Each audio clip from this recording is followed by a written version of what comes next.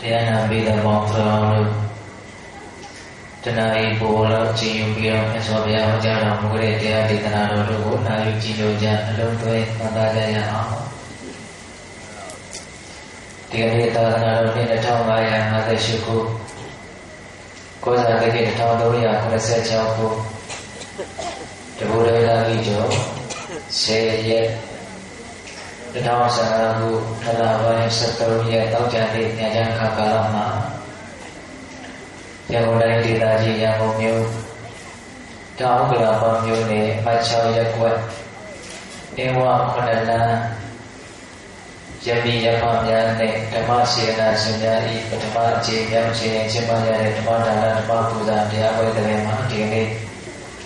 ဒုတိယညဖြစ်ဖြစ်ပိဋကပေါင်းတော်တို့မြတ်စွာဘုရားဟောကြားတော်မူတဲ့တရားဒေသနာတော်တို့ကိုနာယူကြည်ညိုခွင့်ရကြပြီ။ဦးဇင်းတို့လည်းမြတ်စွာဘုရားဟောကြားတော်မူတဲ့တရားဒေသနာတော်တို့ကိုဟောကြားခွင့်ရပါလေ။ဒီလိုဒီနေ့ညတရားနာရရှိလာရတဲ့ပိဋကပေါင်းတော်တို့ကိုဦးဇင်းတို့ဘာတရားဟောပါလဲဆိုလို့ရှိရင်အင်္ဂုတ္တပါဠိတော်ဦးဇင်းတို့ဘုရားရှင်ကိုယ်တော်မြတ်ကြီးဟောကြားတော်မူတဲ့တရားဒေသနာတော်အသေးသေးရှိတဲ့အလက်ကအင်္ဂုတ္တပါဠိတော်စက္ကနိဗ္ဗာန်မှာရှိတဲ့မဟာနာမသုတ်တံကိုခြေခံပြီးတော့ငြိမ်းအေးစွာနေနည်းများလို့တရားကောင်းစဉ်ပြီးပြီးတော့ပိဋကမောတော်တို့ဒီနေ့ဟောဖို့စီစဉ်ထားပါလေဘဝမှာငြိမ်းငြိမ်းချမ်းချမ်းချမ်းချမ်းသာသာဖြစ်အောင်ဘယ်လိုနေထိုင်ရမလဲဆိုတာလေးနဲ့ပတ်သက်ပြီးတော့ဒါကမှတော့ဦးဇင်းတို့ပုထုဇဉ်တ attva တွေဆိုတာမိမိရဲ့စိတ်အခြေအနေကိုမှန်မှန်ကန်ကန်ပြန်ပြီးတော့သိအောင်ကြိုးစားလို့အကယ်၍မှန်မှန်ကန်ကန်သိခဲ့မယ်ဆိုလို့ရှိရင်ညာတော်ဖြင့်ပုဂ္ဂိုလ်တော်စင်နေရဲမငြိမ်မသက်ပဲနေရတာများပါစိတ်ထဲမှာဘာတွေဖြစ်နေတော့လို့မေးရင်ကိုယ်တော်မှုတွေမငြိမ်းချမ်းမှုတွေမချမ်းသာမှုတွေပဲဖြစ်ပြီးတော့နေကြတာများပါတယ်။ဒါပေမဲ့အများစုကတော့တူတူကိုယ့်ရဲ့စိတ်ထဲမှာမငြိမ်းချမ်းမှုတွေဖြစ်နေတာကိုယ်တော်မှုတွေဖြစ်နေတာမငြိမ်သက်မှုတွေဖြစ်နေတာကိုအကယ်၍တတိမရှိခဲ့ဘူးဆိုရင်တော့သိဖို့မလွယ်ဘူးပေါ့။ဒီလိုပဲနေလိုက်တာမှာပဲကိုယ်ဘဝမှာသိပြီးတော့ကိုယ်တော်လာတဲ့ပင်မလာတဲ့ဆင်းရဲလာတဲ့လို့မထင်ကြဘူးပေါ့နော်မှန်ပါဗျာဒါပေမဲ့လို့တကယ်တမ်းကိုယ့်ရဲ့စိတ်အခြေအနေကိုမှန်မှန်ကန်ကန်အကဲခတ်မိမယ်ဆိုလို့ရှိရင်ညာတော်ဖြင့်ပုဂ္ဂိုလ်တော်စနေရဲ့ပင်ပန်းပန်းနေနေကြရတာအဲ့တော့ကိုယ့်ရဲ့စိတ်အခြေအနေဟာပူလောင်နေတဲ့ပင်ပန်းနေတဲ့ဆင်းရဲနေတယ်ဆိုတာကိုပထမဦးစွာသိဖို့လိုပါတယ်ပြီးရင်အဲ့လိုပူလောင်နေတာပင်ပန်းနေတာဘာကြောင့်ပူလောင်ပင်ပန်းနေတာလို့ဆိုတာကိုလည်းစဉ်းစားရမယ်အဲ့လိုဘာကြောင့်ပူလောင်ပင်ပန်းဆင်းရဲနေတာလဲဆိုတဲ့အဖြေကိုရပြီဆိုရင်အဲ့ဒီပူလောင်မှုပင်ပန်းမှုဆင်းရဲမှုတွေကိုလူငြိမ်းသွားအောင်ကြိုးစားအထောက်ကြမလဲဆိုတဲ့ဒီလမ်းကိုလည်းဆက်ပြီးတော့တည်အောင်ကြိုးစားရမယ်ဒီလမ်းကိုတည်လာပြီဆိုလို့ရှိရင်လည်းစွမ်းအားရှိတဲ့ကြကြိုးစားအထောက်ကြရမယ်ပေါ့ဒီကနေ့ဦးဇင်းတို့ပြောချင်တဲ့အကြောင်းအရာလေးတွေကတော့အဲ့ဒါပါပဲဘဝမှာကိုယ့်ကိုယ်ကိုပူလောင်နေတဲ့ပင်ပန်းနေတဲ့ဆင်းရဲနေတဲ့ဆိုတာကိုအမှန်တမ်းသိပြီးတော့အဲ့ဒါဘာကြောင့်အဲ့လိုဖြစ်နေရမလဲအဲ့လိုမဖြစ်အောင်ဘယ်လိုကြိုးစားအထောက်ပြီးတော့နေထိုင်ကြတဲ့နေထိုင်တဲ့လေဆိုတာလေနော်အဲကြောင့်ပြီးတော့ပေါင်းတော်တို့မဟာနာမသုတ်တံကိုအခြေခံပြီးတော့ငြိမ်းအေးစွာနေနည်းများတဲ့ဒီတရားဒေသနာတော်ကိုမဟောကြားသေးခင်မနာကြသေးခင်မှာတရားတော်အလုံးကိုဟောကြားတော်မူခဲ့တဲ့ဘုရားရှင်ကိုယ်တော်မြတ်ရဲ့အတန်အေးချမ်းကြည်လင်တော်မူတဲ့မဟာကရုဏာကိုသိစရာတရားတော်ဆုံးကိုသိတော်မူမြင်တော်မူတဲ့သဗ္ဗညုတဉာဏ်တိဘုရောပညာကိုဒုမဟာကရုဏာကိုပညာကိုနှစ်ပါးစုံလို့ဖြင့်ပြည့်စုံတော်မူတဲ့ဘုရားရှင်ကိုယ်တော်မြတ်ကိုယုံကြည်မြတ်တို့ရှိခိုးပူဇော်ကြအောင်စို့အလုံးလည်းအုပ်ချမိုးပြီးတော့အာယုပြုကြရအောင်ကရုဏာတိတလရေယပညာပိဇောတဝိဟတမောဟတမံသာနေမရလောကကရုဏေတုကတံပတိဝိမုဒ္ဒံက ရုဏာတိတနာရေယမဟာကရုဏာတော်ဖြင့်အင်းမြတ်သောစိတ်နှလုံးလေးရှိတော်မူပါပေတတ်သောပညာပိဇောတဝိရတဟောဓမ္မအရဟတမေတိဟုသောအယံဝလင်းဖြင့်ဝိဇ္ဇာတိဟုသောမိုက်မောင်ကိုဖေခွာတော်မူ၏တတ်သောသာတေနမေရလောကရောလူနတ်ပြမတ္တဝါနန္တတို့၏ကြောင့်တိတန်တို့လေကလူပြုရာတဆူဒီသောဆရာသခင်လည်းဖြစ်တော်မူပါပေထသောဂတိဝိမုဒ္ဒံဒီဝမနုဿာမိရာနေပေတဒေရှာလာယရှိနောတသောဂတိကိုမာတိသူတစ်ဖြင့်ကဲ့သို့တော်မူ၏ထသောသူဝေဒတတ္တဝါတို့အားအကျိုးများကြောင့်ဟုတ်မှန်သောစကားကောင်းကိုသာပြည့်စုံတော်မူပါပေထသောဗုဒ္ဓံသစ္စာလေးရတရားမြတ်ကိုလက်ပေါ်တင်နာဝရများကဲ့သို့ပြန်သာဖြစ်နေသိမြင်ပေတတ်တရားရှင်ကိုယ်တော်မြတ်ကြီးကိုနေရတရားဟောပုဂ္ဂိုလ်တရားနာပုဂ္ဂိုလ်ခေါ်ဆိုပြည့်ပရပမဘုယုံနာတရားဖြစ်ကြပါသောဘုရားတပည့်တော်တို့သည်ဘုရားဝနာမှာခါယဝဲစီမတော်ချီသုံးမိဒေါရပနာမဖြင့်ဒုက္ခရွကျိုးလက်ဆုံးမောဟရှိခိုးညွတ်ပါ၏မြတ်စွာဘုရား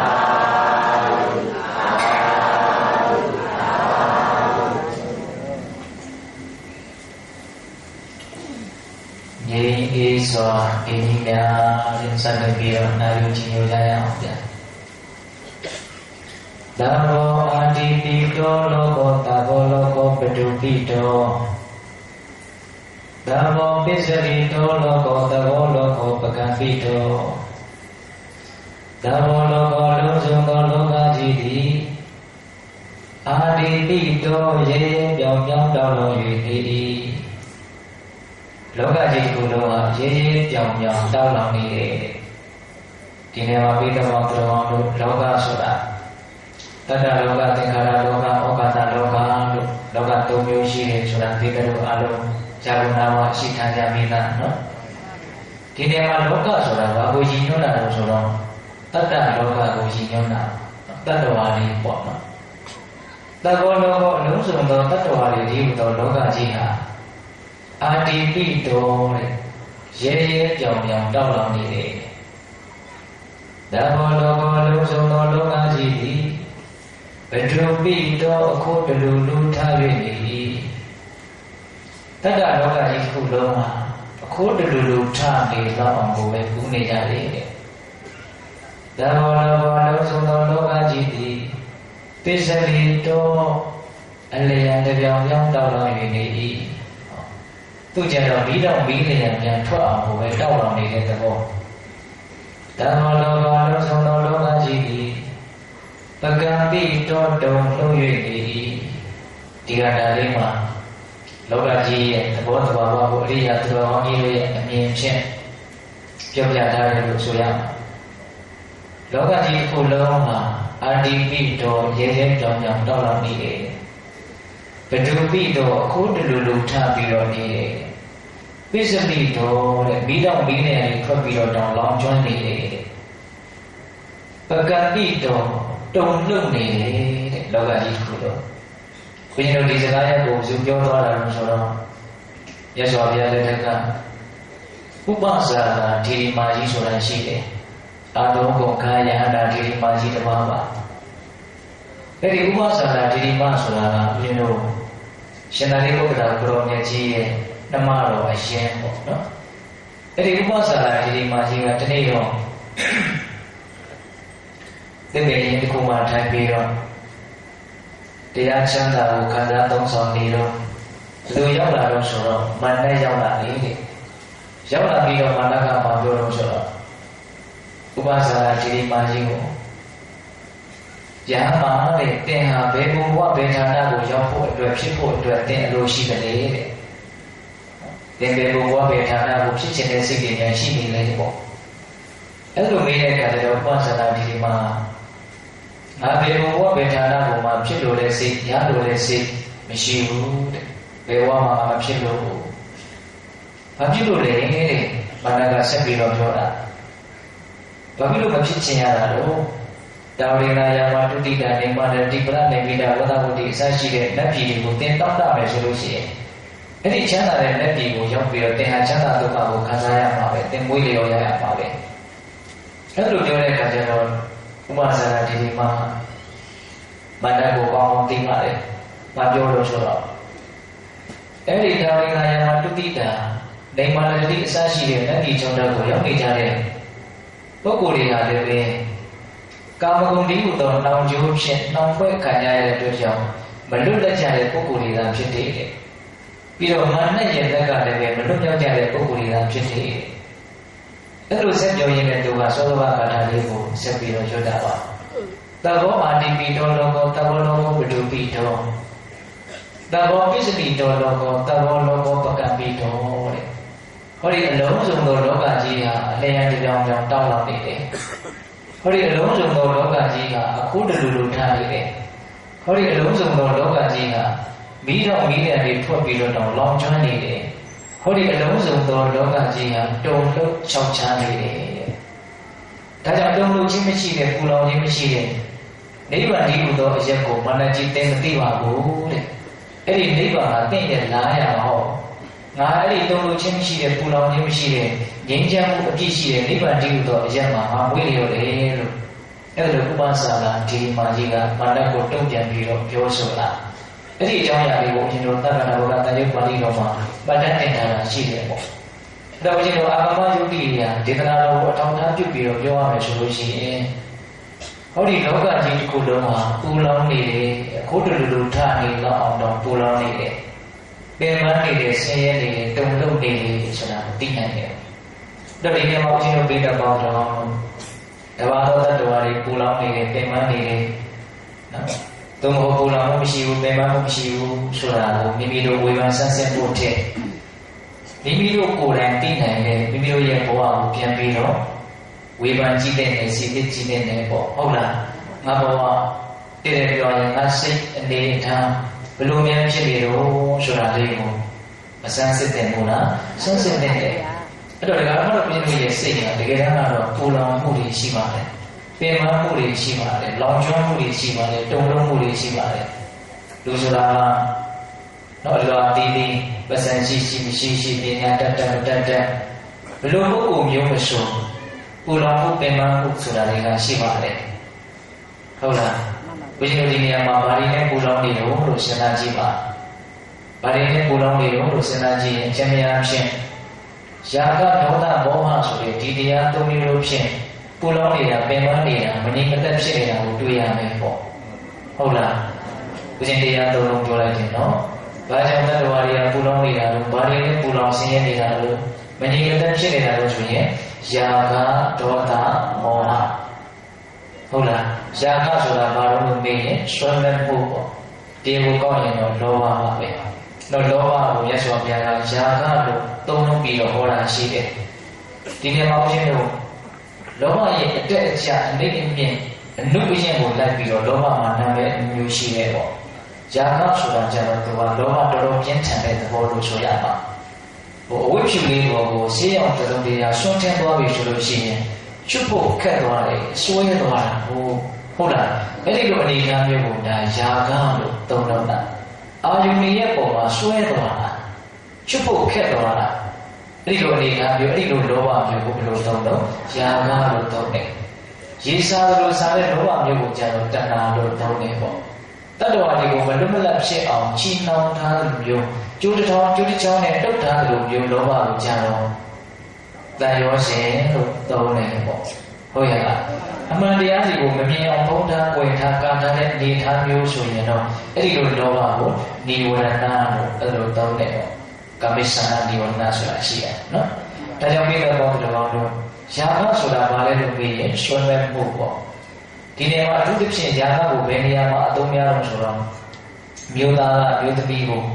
မျိုးသမီးကမျိုးသားကိုဆွဲလန်းမဲ့မောတဲ့နေရာမှာအသုံးများတယ်ပေါ့ယာကဆိုတဲ့စကားလုံးတကယ်တမ်းကတော့အဲ့လိုအချင်းချင်းတက်မဲ့မောတဲ့အနေအထားမျိုးကိုဒါလည်းယာကလို့ပြောတာတော့မဟုတ်ပါဘူးကိုယ်ခန္ဓာကိုယ်ကြီးရဲ့ပုံမှာဆွဲလန်းမဲ့မောနေမယ်ဆိုရင်လည်းယာကလို့သုံးလုံးတာလည်းရှိပါတယ်တော့ဒါဒီနေရာမှာဦးဇင်းတို့ပြည့်ထန်တဲ့လောဘကိုယာကလို့သုံးတာဒါကလည်းပဲဦးဇင်းတို့ ဘုရားအေဟုတ်တော်ပါဠိတော်ဧကနိပမှာအမျိုးသားတွေအတွက်ဆွဲမဲ့ဖွယ်ရာအပေါင်းဆုံးဆွဲဆောင်မှုအရှိဆုံးအစင်းဟာဘာလဲလို့မေးလို့ရှိရင်အမျိုးသမီးတွေရဲ့အစင်းပဲလို့မြတ်စွာဘုရားဟောတာလည်းရှိတယ်။ဒါကဆင်ញံသုံးသပ်ဖို့ရာလေးကိုပြောတာပါဟုတ်လား။အဲ့လိုပဲအမျိုးသားတွေအတွက်ဆွဲဆောင်မှုအရှိဆုံးဆွဲမဲ့စရာအကောင်းဆုံးအတန်ဟာဘာလဲလို့မေးရင်အမျိုးသမီးတွေရဲ့အတန်ပဲတဲ့ဟုတ်လား။အဲ့လိုပဲအမျိုးသားတွေအတွက်ဆွဲမဲ့ဖွယ်ရာအကောင်းဆုံးအနံ့အရာသာအတွေ့အထိအဲ့ဒါဟာဘာလဲလို့ပြောရင်အမျိုးသမီးတို့ရဲ့အနံ့အရာသာအတွေ့အထိပဲတဲ့အဲ့လိုပြောလိုက်လို့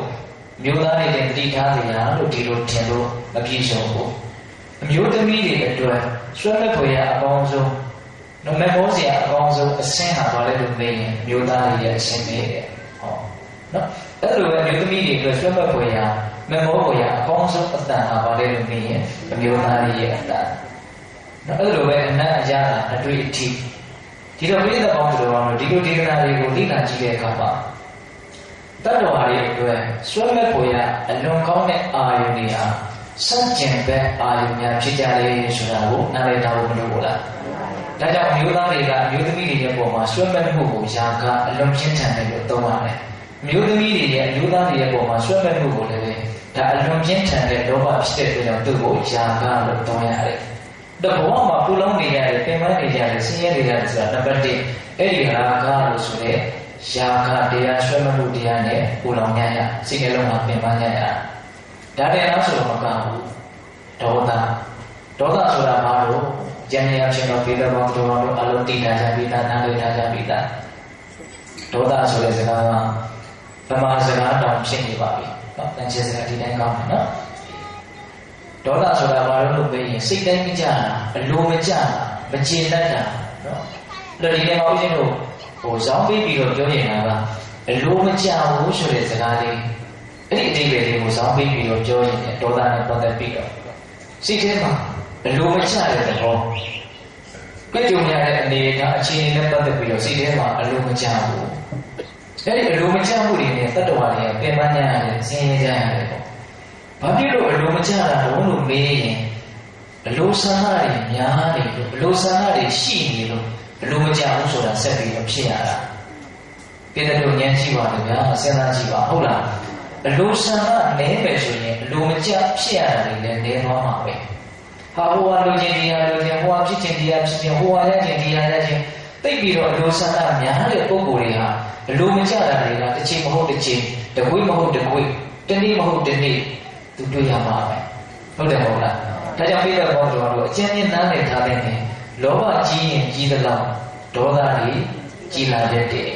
လောဘတွေများရင်များသလောက်ဒေါသဖြစ်เสียအကြောင်းတရားတွေများတဲ့အတွက်ကြောင့်ဒေါသတွေလည်းများလာတတ်တယ်ဒါကြောင့်တချို့လုပ်ငန်းကိန်းတွေသိများတဲ့ပုဂ္ဂိုလ်တွေစိတ်မရှိကြဘူးစိတ်တူကြတယ်ခက်ထန်ကြတယ်ဘာလို့အဲ့လိုဖြစ်တယ်ဆိုတော့သူတို့မှာအလိုမကျမှုတွေကများတယ်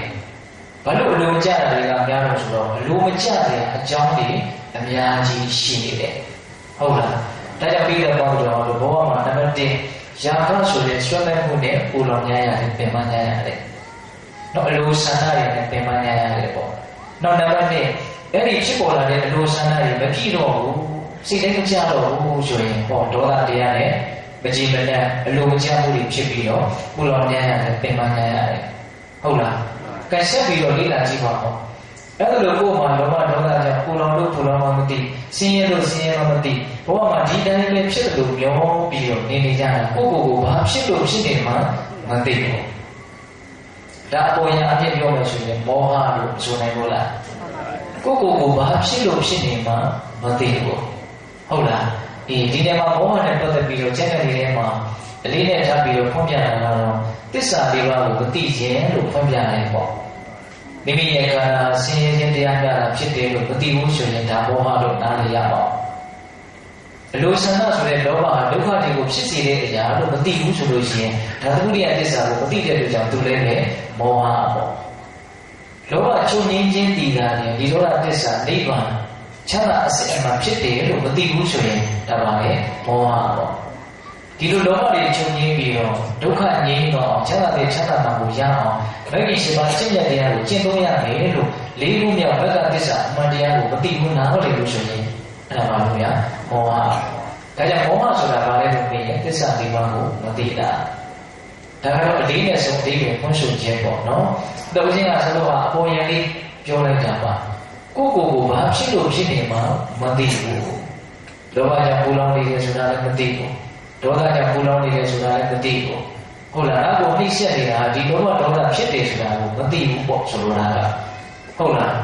ကိုလောဘတွေဖြစ်လာလို့ရှိရင်ဘယ်သူကြောင့်ဘဝကြောင့်အစရှိတဲ့ဖြစ်အကြောင်းရှာတွေမှားကြတာဒီကတည်းကကိုယ့်ဘဝမှာပူလောင်နေရတာပင်ပန်းနေရတာဆင်းရဲနေရတာဒီယာကဒေါသသို့မဟုတ်လောဘဒေါသတို့ကြောင့်ပူလောင်နေရတာပင်ပန်းနေရတာသို့တော့အဲ့ဒီအဖြစ်မှန်ကိုတရားတော်တို့ဦးဇင်းတို့တွေကမတွေ့ဘူးမစင်စားမိဘူးအဲ့ဒါကိုဘာလို့ခေါ်လို့မောဟဟုတ်ရဲ့လားဒါကြောင့်ပြေးတဲ့ဘောတော်ဘောဟမှာဘယ်လိုလူမျိုးပဲဖြစ်ဖြစ်ဝိဇ္ဇဥစ္စာပြည့်စုံတဲ့လူပဲဖြစ်ဖြစ်မပြည့်စုံတဲ့လူပဲဖြစ်ဖြစ်ပညာတတ်တဲ့လူပဲဖြစ်ဖြစ်မတတ်တဲ့လူပဲဖြစ်ဖြစ်ဒီယာကဒေါသမောဟတေတာရှိနေမယ်ဆိုရင်ဖြစ်နေမယ်ဆိုရင်တော့အဲ့ဒီလူတိုင်းဟာပူလောင်နေကြရတဲ့လူဆင်းရဲနေကြရတဲ့လူတွေကြီးပဲလို့မဆိုနိုင်ဘူးလားမဆိုနိုင်ဘူး။ဒါကုသိုလ်ရှင်တွေမှာအဲ့ဒီယာကဒေါသမောဟဆိုတဲ့တရားတွေဟာမရှိဘူးလားရှိတာပေါ့အဲ့ဒီတရားတွေရှိနေတဲ့မြတ်တော့ပူလောင်နေရမှာပဲပင်ပန်းနေရမှာပဲဆင်းရဲနေရမှာပဲဒါကြောင့်မြတ်စွာဘုရားကအဲ့ဒီယာကဒေါသမောဟဆိုတဲ့တရားသုံးမျိုးကိုမီးလို့မြတ်စွာဘုရားကဟောတယ်။ရာဂကိဆွေမဲ့မှုတည်ဟူသောယာကမီးဒေါသကိအလိုမကျမှုတည်ဟူသောဒေါသမီးမောဟကိမိုင်မဲတူဝေမှုမတိမှုနားမလည်မှုတည်ဟူသောမောဟမီးဆိုပြီးတော့ယာကဒေါသမောဟကိုအကိမီးဆိုတဲ့စကားလုံးလေးနဲ့တွဲပြီးတော့သုံးတာဆိုလိုတာကအဲ့ဒီယာကဒေါသမောဟတွေကတတ္တဝါတွေကိုပူလောင်အောင်ရှုမြင်နေတဲ့အစွမ်းတတ္တိရှိတယ်အဲ့လိုချင်းလောင်ကျွမ်းပျက်စီးသွားအောင်ဖြည့်ဆည်းနိုင်တဲ့အစွမ်းတတ္တိရှိတယ်ဒါကြောင့်အဲ့ဒီယာကဒေါသမောဟတို့ဒီမင်းနဲ့တူတယ်လို့ပြောတာတဲ့ဒါအဲ့ဒီသုတ်တန်ရဲ့အဆိုပေါ့နော်နောက်ပြီးတော့ဦးဇင်းတို့နိဂသုတ်တန်ဆိုပြီးမြတ်စွာဘုရားဟောတာရှိသေးတယ်နိဂဆိုတာကတတ္တဝါတွေကိုဆင်းရဲအောင်နှိစ္စတတ်တဲ့တရားများဆိုအဓိပ္ပာယ်ရတယ်အဲ့လိုတတ္တဝါတွေကိုဆင်းရဲအောင်နှိစ္စတတ်တဲ့နိဂလို့အမည်ရတဲ့တရားဟာဘာလဲလို့မေးပြန်တော့လည်းပဲယာကဒေါသမောဟနာဖြစ်တယ်လို့မြတ်စွာဘုရားအဲ့လိုဟောထားပြန်တယ်ယာကတိနိဂတတ္တဝါတွေကိုဆင်းရဲအောင်နှိစ္စတတ်သောတရားဒေါသတိနိဂတတ္တဝါတွေကိုဆင်းရဲအောင်နှိစ္စတတ်သောတရားမောဟတိနိဂတတ္တဝါတွေကိုဆင်းရဲအောင်နှိစ္စတတ်သောတရားဟုတ်လားပြီးတော့ဒီတော့မလတုတ်တန်ဆိုတာလည်းရှိသေးတယ်မလဆိုတာအညစ်အကြေးလို့သိရရတယ်တတ္တဝါတွေရဲ့စိတ်နှလုံးကိုညှဉ်းနှွမ်းသွားအောင်မကြည်မလင်ဖြစ်သွားအောင်နောက်ကျသွားအောင်အညစ်အကြေးအနေနဲ့နော်နောက်ရှက်ဖြစ်စီတဲ့သဘောဒါကိုမလလို့ခေါ်တယ်အဲ့ဒီမလကလည်းသုံးပါးရှိတယ်အဲ့ဒီမလသုံးပါးကဘာလို့ဆိုတော့စောစောကပြောခဲ့တဲ့ယာကဒေါသမောဟကိုပဲမလလို့ပြောရတယ်ဟောဒီတော့တို့ဒီလောဘဒေါသမောဟတွေကလည်းနာမည်အမျိုးမျိုးရနေတာနော်အခိဘီဆိုတဲ့နာမည်လေးရတယ်နေကနှိစ္စတတ်သောတရားများလို့လည်းနာမည်ရတယ်မလစိတ်နှလုံးကိုညှဉ်းနှောအောင်နောက်ကျအောင်မကြည်မလင်ဖြစ်အောင်နော်အဒီအကြီးသဘောမျိုးနဲ့ပေးချမ်းသွားအောင်ပြုတတ်သောတရားများလို့လည်းပဲအဓိပ္ပာယ်ရတယ်ပေါ့ဟုတ်လားဒါကြောင့်ပြည့်စုံသောတော်တော်တို့ဒီဆွဲမဲ့မှုအလိုမကျမှုမတိမှုဆိုတဲ့ဒီတရားတွေကတတ္တဝါတွေကိုပူလောင်စေတာပင်ပန်းစေတာဒါကြောင့်ဘဝမှာကိုယ်ဟာချမ်းသာပြီးတော့နေတဲ့လူလားဆင်းရဲပြီးတော့နေတဲ့လူလားကိုယ်ဟာအေးချမ်းပြီးတော့နေတဲ့လူလားပူလောင်ပြီးတော့နေတဲ့လူလားကိုယ်ဟာကြည်လင်တန်ရှင်းပြီးတော့စင်ကြယ်ပြီးတော့နေတဲ့လူလားသို့မဟုတ်ညှဉ်းနှွမ်းပြီးတော့မကြည်မလင်နေရတဲ့သူလားဆိုတာကိုပထမဥစ္စာမမကန်ကန်သိဖို့မလိုလားလိုတယ်အဲ့ဒီယာကဒေါသမောဟတွေရှိနေကြတယ်ဖြစ်နေကြတယ်ဒီကတော့ပြင်းနေတွေကပူလောင်စင်ကြယ်နေရတဲ့သူတွေကတကယ်တမ်းကတော့ဟုတ်လားပူလို့ပူမှသိတာနဲ့မသိတာဒါပဲกว่าပဲဒါကတော့ဦးဇင်းတို့တွေကမသက်မရှင်းနဲ့မကြည်မလင်ပဲနေကြရတာပါအဲ့လိုနေကြရတာကိုသိတာနဲ့မသိတာနဲ့ဒါပဲกว่าပဲဟုတ်ရဲ့လားအေးဒါကြောင့်ပြည်တော်ကောင်းတော်တို့ဘဝမှာကိုယ်တည်ကိုယ်လောင်ဆင်းရဲပင်ပန်းပြီးတော့နေရတယ်ဆိုတာကိုနံပါတ်1မှန်မှန်ကန်ကန်သိရတယ်။ဘာကြောင့်ကိုယ်လောင်ပင်ပန်းဆင်းရဲရလဲဆိုရင်အခုပြောခဲ့ပြီ။ယာဒေါသမောဟတရားတို့ကြောင့်ကိုယ်လောင်ရပင်ပန်းရဆင်းရဲ။ဒါဖြစ်ရင်အဲ့ဒီယာဒေါသမောဟတရားတွေဟာဘာကြောင့်ဖြစ်တာလို့အဲ့ဒါတွေမဖြစ်အောင်ဘယ်လိုလုပ်ရမလို့ဟောဒီလမ်းကိုရှာဖို့မလိုဘူးလားသူတို့ကိုအကြောင်းရှာဖို့လိုမယ်ပေါ့နော်သူတို့ဘာကြောင့်ဖြစ်တာလို့ဒီဆွဲမဲ့မှုဒီအလိုမကျမှုဒီမတိမှုဘာဖြစ်လို့ဖြစ်တာလို့ အဲ့ဒါဒီဖြစ်လာပြီဆိုရင်ဘယ်လိုနည်းနဲ့ဖေရှားပြရမလို့ဒါတွေကိုသိဖို့မလိုဘူးလားဗျာဒီနေ့မှာပြတဲ့ကောင်းတဲ့တော်တို့ရာဂဒေါသမောဟတရားတွေဘာကြောင့်ဖြစ်လဲလို့ပြောရင်အတူဆုံးပြောရမယ်ဆိုရင်တော့မေ့လျော်မှုပမာဒတရားကြောင့်ပမာဒတရားကြောင့်ဒီရာဂဒေါသမောဟတရားတွေဖြစ်ရမေ့နေလို့ဖြစ်ရတနည်းအားဖြင့်တတိမရှိလို့ဖြစ်ရတာတတိကဘယ်မှာမရှိတာလို့ဆိုတော့ကိုယ်ဘဝရဲ့ပေါ်မှာကိုယ်ခန္ဓာရဲ့ပေါ်မှာဒီလောကရဲ့ပေါ်မှာနော်တတိမရှိဘူးဖြစ်တယ်လို့ပဲနေနေတာဟုတ်လားအဲ့လိုတတိမရှိတဲ့အတွက်ကြောင့်မိလျော်ပေါ့ဆပြီးတော့ပမာဏတရားနဲ့နေတဲ့အတွက်ကြောင့်ဒီရာဂဒေါသမောဟတရားတွေကဖြစ်တာတကယ်တော့ဓမ္မဥဒ္ဒရဲ့အတွင်းတန်တာမှာအနုတ္တယဆိုတဲ့ကိလေသာအကိဋ္ဌခံတွေကရှိထားကြပြီးသားဘဝဘဝတန်တဲ့တစ်ချောင်းကစပြီးတော့ရွှေမဲ့စရာကောင်းတဲ့အာယုန်နဲ့တွေ့ရင်ရွှေမဲ့ခဲ့တယ်ဆိုရင်ရာဂဆိုတဲ့တရားကအနုတ္တယအနေနဲ့အစဉ်ကိန်းနေတာရှိတယ်နော်ပြီးတော့မကြည်တဲ့ပေါ်ရအာယုန်နဲ့တွေ့ခဲ့တဲ့စိတ်ထဲမှာအလုံးချဘူးဆိုတဲ့ဒေါသတရားကလည်းပဲပဋိက္ခာနုတ္တယဆိုတဲ့နာမည်နဲ့ဒကာမောတို့ရဲ့တဏ္ဍာမှာအစဉ်ကိန်းနေတာရှိတယ်အနုတ္တယဟုတ်လားပြီးတော့ကျွန်တော်အာယုန်နဲ့ပတ်သက်ပြီးတော့အမှန်ကိုမသိတဲ့ဒီမောဟတရားကလည်းပဲအဝိဇ္ဇာနုတ္တယဆိုတဲ့နာမည်နဲ့ဒကာမောတို့ရဲ့ခန္ဓာအစဉ်မှာအစဉ်ကိန်းနေတာရှိတယ်အနုတ္တယရှိတယ်နော်အဲ့ဒီအနုတ္တယကလည်းရှိနေတယ်မဲ့နဲ့မပယ်ရသေးဘူးဟုတ်လားအဲ့လိုရှိနေတဲ့အခါကျတော့ရာဂဖြစ်ပေါ်ရဒေါသဖြစ်ပေါ်ရအာယုန်နဲ့တွေ့ပြီးအာယုန်ဆိုတာအစဉ်အတန်အနရတာအတွေ့အထိဒီတော့ပြည့်တဲ့လို့အလုံးသိပြီလားဟုတ်လားအဲ့လိုကိုမှအနုတ္တယဆိုတဲ့အတွင်းတန်းခန္ဓာလည်းရှိနေတယ်ဆွဲမဲ့ပေါ်ရအကျဉ်းတဲ့ပေါ်ရအာယုန်မျိုးမျိုးနဲ့လည်းတွေ့ပဲဆိုရင်ဟောဆွဲမဲ့စရာကောင်းတဲ့အာယုန်နဲ့တွေ့ရင်ဆွဲမဲ့မှုဆိုတာဖြစ်လာတယ်မကျင်တဲ့စရာကောင်းတဲ့အာယုန်နဲ့တွေ့လာရင်မကျင်တဲ့မှုဆိုတာဖြစ်လာတယ်ဒါကြောင့်မြတ်စွာဘုရားကတတ္တဝါတွေရဲ့တဏ္ဍာမှာတဲ့ရာဂဒေါသမောဟကရှိနေတယ်မဖယ်ရှားရသေးဘူးတဲ့အဲ့လိုမဖယ်ရှားရသေးတဲ့တတ္တဝါတွေအတွက်ဆွဲမဲ့ပွင့်ရကောင်းတဲ့အာယုမကျင်တဲ့ပွင့်ရကောင်းတဲ့အာယုနည်းနည်းလေးကပဲသူ့ရဲ့စိတ်ကိုယာတိဆွဲဆောင်သွားတယ်ချိုးတော်ဆွဲဆောင်သွားတယ်ပေါ့တကယ်လို့သာအာယုကအပြင်းထန်အကြီးကျယ်ဆိုရင်တော့ဘယ်ပြောဝရရှိမလို့တဲ့သူ့ရဲ့စိတ်ကိုယာတိဆွဲဆောင်သွားတယ်ဘာဖြစ်လို့လဲဆိုတော့သူ့မှာရာဂဒေါသမောဟရှိနေတဲ့အတွက်ကြောင့်အနုတ္တယသဘောအနေနဲ့ရှိနေတဲ့အတွက်ကြောင့်မပယ်ရသေးတဲ့အတွက်ကြောင့်ကိုပဲအဲ့လိုဖြစ်နေတာလေဥပမာပြောရမယ်ဆိုလို့ရှိရင်တဲ့ဟောငယ်ရွယ်လူပြိုတဲ့ညောင်ပင်လေးညောင်ဘုဒ္ဓဟိပင်လေးသူမဟုတ်ရေတပန်းပင်လေးငယ်ရွယ်လူပြိုသေးတဲ့ရှူရွှဲနေတဲ့ညောင်ပင်တွေပဲဟောဒါအလုံးထက်တဲ့ဓာတ်နဲ့ခုတ်လိုက်မယ်ဆိုလို့ရှိရင်ဘာတွေထွက်လာအရှိတွေထွက်လာမှာဟုတ်တယ်ဟုတ်လားဘယ်နေရာကပဲခုတ်တိုင်းသောနေရာကနေပြီးတော့အစီးတွေထွက်လာပဲဘာဖြစ်လို့ထွက်လာတာလဲအဲ့ဒီအပင်လေးထဲမှာအစီးတွေရှိနေလို့ထွက်လာတာရိုးရိုးလေးတော့လက်ဆောင်ပဲပေးတဲ့ဥမာအဲ့ဒါဦးဇင်းတို့တန်ခါရတာဝကတယုတ်ပါဠိတော်မှာခိရလို့ခောပမသုတ်တံဆိုပြီးတော့လက်ဆောင်ပြန်ဟောတာတတ္တဝါရဲ့အမှန်မှာဇာတာဒေါသမောဟကလည်းမပေးရသေးဘူးခုတခါတော့ဦးဇင်းမပေးရသေးဘူးဟုတ်လားအဲ့လိုမပေးရသေးတဲ့အနေအထားမျိုးမှာမမောဝေယကောင်းတဲ့အာယုန်နဲ့တွေ့ရင်မမောမှုဆိုတာဖြစ်လာတယ်။မကျင်တဲ့ဝေယကောင်းတဲ့အာယုန်နဲ့တွေ့ရင်မကျင်တဲ့မှုဆိုတာဖြစ်လာတယ်။ဒီအာယုန်ကစိတ်ကိုအများကြီးဆွဲဆောင်သွားတယ်။ဒီစိတ်ကိုအများကြီးကုသိုလ်တရားတွေမှာကုန်ခန်းစီပြီးတော့သူကဆွဲဆောင်သွားတယ်။ဘာဖြစ်လို့အဲ့လိုဖြစ်ရလဲဆိုတော့ဇာတာဒေါသမောဟတွေရှိနေလို့မပေရသေးလို့နော်။နုနယ်ငယ်ရွယ်တဲ့ဒီညောင်ငယ်လေးကိုကြိုက်တဲ့နေရာကခုတ်လာအစီးတွေထွက်လာလို့မျိုးလို့မြတ်စွာဘုရားဥပမာပေးတယ်တကယ်ကြီးတာဒီကတော့ဘုရားတို့တွေကရာဂဒေါသမောဟကိုနောက်ဆုံးအရဟတမေညာအရဟတဘုံညာနဲ့မဖေရှားတုတ်တင်ဖြစ်လို့ပေရင်းနဲ့မရှိတော့ဘူးဆိုရင်တော့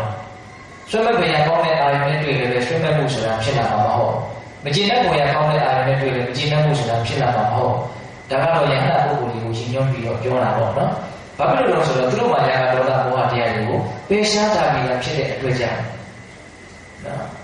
တေဆုံးပြီးသားညောင်ဝင်လေးညောင်ကြီးတွေတေးပြီးသားဖြစ်နေတယ်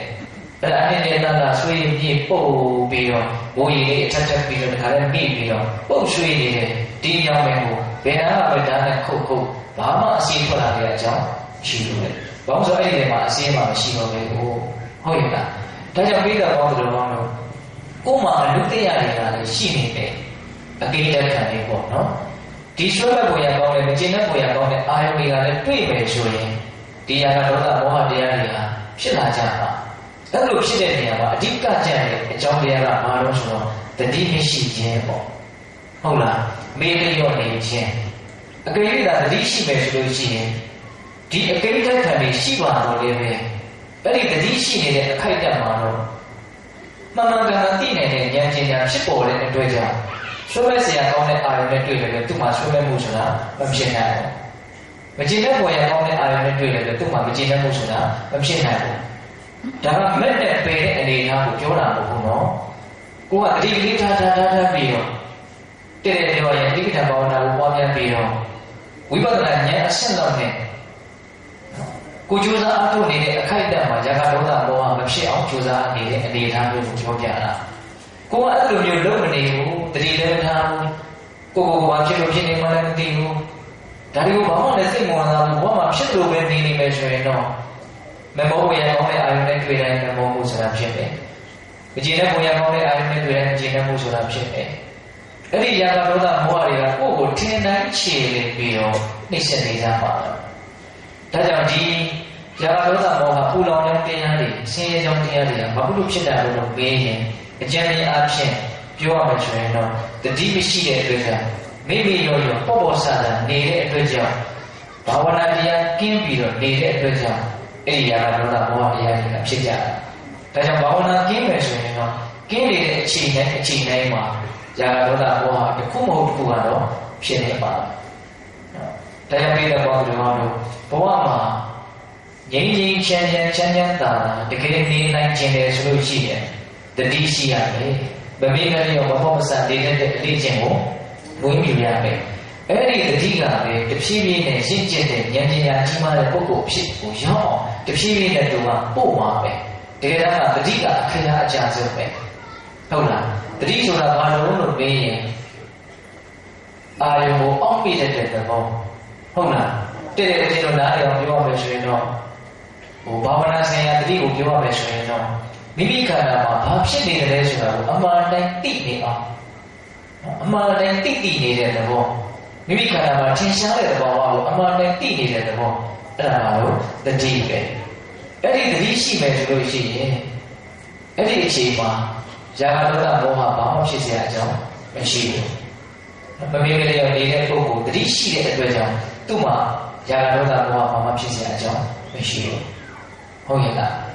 မမေကလေးရောမဟုတ်မဆန်နေလို့ရှိရင်တဖြည်းဖြည်းနဲ့ဉာဏ်ပညာတွေကရှင်းကျက်ပြီးတော့တည်တဲ့တိနားတဲ့ပြီးတော့သူ့ရဲ့ဘဝဟာတဖြည်းဖြည်းနဲ့သူ့ကိုနှိမ့်ဆက်မဲ့ကုလွန်စေမဲ့အရာတွေကအားပြော့သွားပြီးတော့သူ့ရဲ့ဘဝငြိမ်းချမ်းမှုချမ်းသာမှုကိုတဖြည်းဖြည်းနဲ့ရလာမယ်ပေါ့ဒါကြောင့်ဒီတဲ့ဘောင်းတော်တို့ပစ္စည်းဥစ္စာကိုရှာရင်ပစ္စည်းဥစ္စာပဲရမှာပါငြိမ်းချမ်းမှုကတော့ရမှာပါဟောပစ္စည်းပဲရှာရင်ပစ္စည်းပဲရမှာနော်ပစ္စည်းကတော့မရဘဲနေမှာပါဟောဒါပေမဲ့ပစ္စည်းတွေကြီးရနေုံရတယ်ဘောကငြိမ်းချမ်းတာမဟုတ်ချမ်းသာတာမှာပါဟောဟုတ်တယ်ပေါ့လားပစ္စည်းကြောင့်ဖြစ်တဲ့ထိုက်တဲ့အစဉ်ကြီးမှုကိုတော့ရမယ်ပေါ့သို့တော်ငြိမ်းချမ်းမှုအတိညာအစရှိတဲ့ဉာဏ်မှုကိုသာကိုကရှားထားလို့ဆိုရင်အဲ့ဒါတွေဘာမှပုံမှန်ရှိမှာမဟုတ်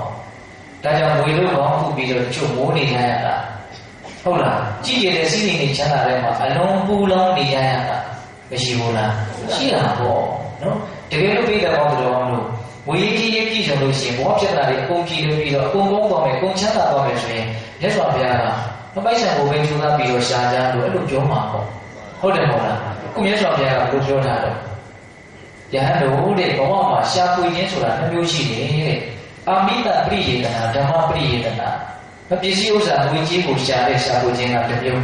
ဓမ္မပရိယေတနာငြိမ်းချမ်းမှုကိုဖြစ်စေတဲ့အမှန်တရားကိုသိတဲ့မြင်တဲ့တရားဓမ္မကိုရှားပွေခြင်းကတစ်မျိုးလို့မြတ်စွာဘုရားဟောတယ်အဲ့ဒီရှားပွေခြင်းတစ်မျိုးမှာတရားဓမ္မကိုရှားပွေခြင်းဒီအလုံးအကဲအထူးအဖြစ်မြတ်တယ်လို့မြတ်စွာဘုရားဟောတယ်ဘာလို့အဲ့လိုဟောရတာတော့ပစ္စည်းကြောင့်ဖြစ်တဲ့ချမ်းသာတဲ့တရားကြောင့်ဖြစ်တဲ့ချမ်းသာကအစပဒံတာလို့အဲ့လိုဟောရတာဟုတ်တယ်ပေါ့လားအေးဒါကြောင့်ပြီးတော့လို့ဒီငွေကြီးဥစ္စာပစ္စည်းဥစ္စာရှားပဲဆိုတာကဒီခန္ဓာဝင်ရှိတယ်ဒီနာစုတာဝင်ရှိတယ်ဒါကြောင့်မရှားလို့မဖြစ်ပါဘူးရှားရမှာပါသို့တော့ဒါတစ်ခုလေးဟိုလုံးဝရင်းနဲ့အချိန်ကုန်မှပဲဆိုရင်တော့ဒါပဲရှိပြီးတော့ကျန်တဲ့ဉာဏ်ဉာဏ်ကိုအတိညာအစရှိတဲ့ဉာဏ်ဉာဏ်မှုတွေကတော့အကုန်ကင်းစိတ်ပြီးတော့ကိုယ့်ဘဝဟာတကယ့်ကိုအနှစ်သာရမဲ့အနေအထားမျိုးနဲ့ဒါတော့ဆုံးပြည့်စည်သွားမှာပဲအလုံးတော့နှမျိုးစရာကောင်းတယ်လို့ထင်ပါတယ်နော် ဒါကြောင့်ပြီးတော့သူတော်လို့ဘဝမှာဘာကြောင့်မငြိမ်းချမ်းတာလို့ဘာကြောင့်ပူလောင်နေရတာလို့စဉ်းစားကြည့်မယ်ဆိုရင်ဇာကဒေါသမောဟတရားများကြောင့်ပူလောင်နေရတာမငြိမ်းမချမ်းဖြစ်နေရတာဒါပြင်အဲ့ဒီဇာကဒေါသမောဟတရားတွေကဘာကြောင့်ဖြစ်တာလို့တတိရှိလို့ပမာဒဆိုတဲ့မိလျော်မှုနဲ့နေကြလို့ဖြစ်ရတာဟုတ်လားနော်ဒါကြောင့်တတိရှိပြီးတော့နေရမယ်တည့်တည့်ပြောရင်တတိပဋ္ဌာန်ဘာဝနာကိုဆုံးအားရှိနေပွားများပြီးတော့နေတဲ့ဒါကလည်းကိုကအလေးအကျင့်မလုပ်ဘဲနဲ့ကျွမ်းကျင်မှုဆိုတာမဖြစ်နိုင်ဘူးပေါ့နော်ထိုက်တဲ့အလေးအကျင့်လေးလုံးရတယ်ဒီခန္ဓာမှာတတိလေးကပ်ပြီးတော့နေတဲ့အလေးအကျင့်လေးဒီဘဝဒီတန်တရားမှာအလုံးမနေခဲ့တဲ့အတွက်ကြောင့်အဲ့ဒီကိစ္စကိုခုလောလောဆယ်တော့အရင်ကြီးကျွမ်းကျင်မှုကတော့ရှိမှာမဟုတ်သေးဘူးပေါ့ဒါကြောင့်တတိလေးကပ်ပြီးနေရမယ်တတိကိုအရင်မွေးယူရမယ်ပေါ့အဲ့ဒါလည်းဆိုပါဗျာကတတိပဋ္ဌာန်ဒေသနာဆိုတာကမိမိခန္ဓာရဲ့ပုံမှာတတိကောင်းထားတတ်အောင်အသေးစိတ်နဲ့ဆိုပြန်ပြောကြတာပါပြီးတော့မှဉာဏ်ပညာရေးအစဉ်စဉ်ကျင့်ပါလာမြင်ပါလာလို့ကိုဆက်ပြီးတော့ဟောတာပါဟုတ်လားတတိပဋ္ဌာန်တရားတဲ့ကာယ ानु ပဒနာတိဋ္ဌာန်ဆိုပြီးတော့ပါစဟောတယ်မိမိရဲ့အလွန်ထင်ရှားတဲ့ယုတ်ကာယကြီးကိုအရင်မှတ်မှတ်ကသိအောင်ကြိုးစားအထောက်ခိုင်းတာနောက်ပြီးတော့မှဝေဒနာ ानु ပဒနာတိဋ္ဌာန်ကိုယ့်ရဲ့ခံစားမှုတွေကိုဆင်းရဲခြင်းချမ်းသာခြင်းဒါတွေကိုအမှန်တည်းသိအောင်ကြိုးစားအထောက်ခိုင်းတာအဲ့တော့ဒီနေရာမှာဦးဇင်းတို့လွယ်ကူရလာပြီးတော့စရတယ်ပေါ့နော်အလေးချိန်ကိုလုပ်တယ်ဆိုတာတော့မိမိခန္ဓာကိုယ်ကြီးရဲ့အကြောင်းကိုသတိဥစည်းပြီးတော့သိအောင်ကြိုးစားအထောက်တဲ့နေရာမှာမြတ်စွာဘုရားဘယ်ကနေစဟောတော့ကာယ ानु ပဒနာသတိပဋ္ဌာန်အဲ့ဒီကာယ ानु ပဒနာသတိပဋ္ဌာန်မှာလည်းဘယ်ကနေစပြီးတော့ဟောတော့ဆိုတော့အာနာပါနာကစဟောတာလူတိုင်းမှာဒီဝင်လေထွက်တယ်ဆိုတာကအဲ့ဒီတဲ့အချိန်မှာတော့သူကဝင်နေတာပဲထွက်နေတာအမြဲတမ်းရှိတယ်အာရုံကိုတိတတ်လိုက်ပြီးတော့ဖန်တီးပြီးတော့ရှားနေစရာမလိုကိုယ်တကယ်ယုံကြည်မှုရှိမယ်ကြိုးစားအထောက်ချင်တဲ့စိတ်ရှိမယ်ဆိုရင်အချိန်တိုင်းမှာဒီဝင်လေထွက်တယ်ဝင်လေထွက်နေတာကိုတတိလေးကပ်ပြီးတော့ထားလို့မရဘူးလားညတော့ဝင်လေဝင်တိုင်းတတိနဲ့ဝင်စီရတယ်ထွက်လေထွက်တိုင်းတတိနဲ့ထွက်စီရတယ်ဆိုပြီးတော့မြတ်စွာဘုရားစပြီးတော့တင်တာပါဒီဝင်လေထွက်လေလေးကိုတတိကပ်ပြီးတော့ထားရမယ်ဒါပေမဲ့ကိုလုံးနေကြအလုပ်မဟုတ်တဲ့အတွက်ကြောင့်နည်းနည်းတော့လုပ်ပြရမယ်စိတ်ကဒီပညာရောက်တော့ဒါကသဘာဝပဲအဲ့တော့ကိုကအဲ့ဒီအချိန်မှာဘာလုပ်ရမှာတော့ကြိုးစားရအောင်အဲ့ဒီလိုကြိုးစားတာပဲအလုံးပြည့်တဲ့ဝရိယလို့ခေါ်တယ်ဝရိယကဘာလို့မရဘူးเนาะပထမသတိထားရမယ်ပြီးရင်ဒီသတိလေးကိုစဉ်ဆက်မပြတ်ဖြစ်ပေါ်စေဖို့အတွက်ကြိုးစားရမယ်အားထုတ်ရမယ်ဟုတ်လားအဲ့လိုသတိဝရိယကိုအခြေခံပြီးတော့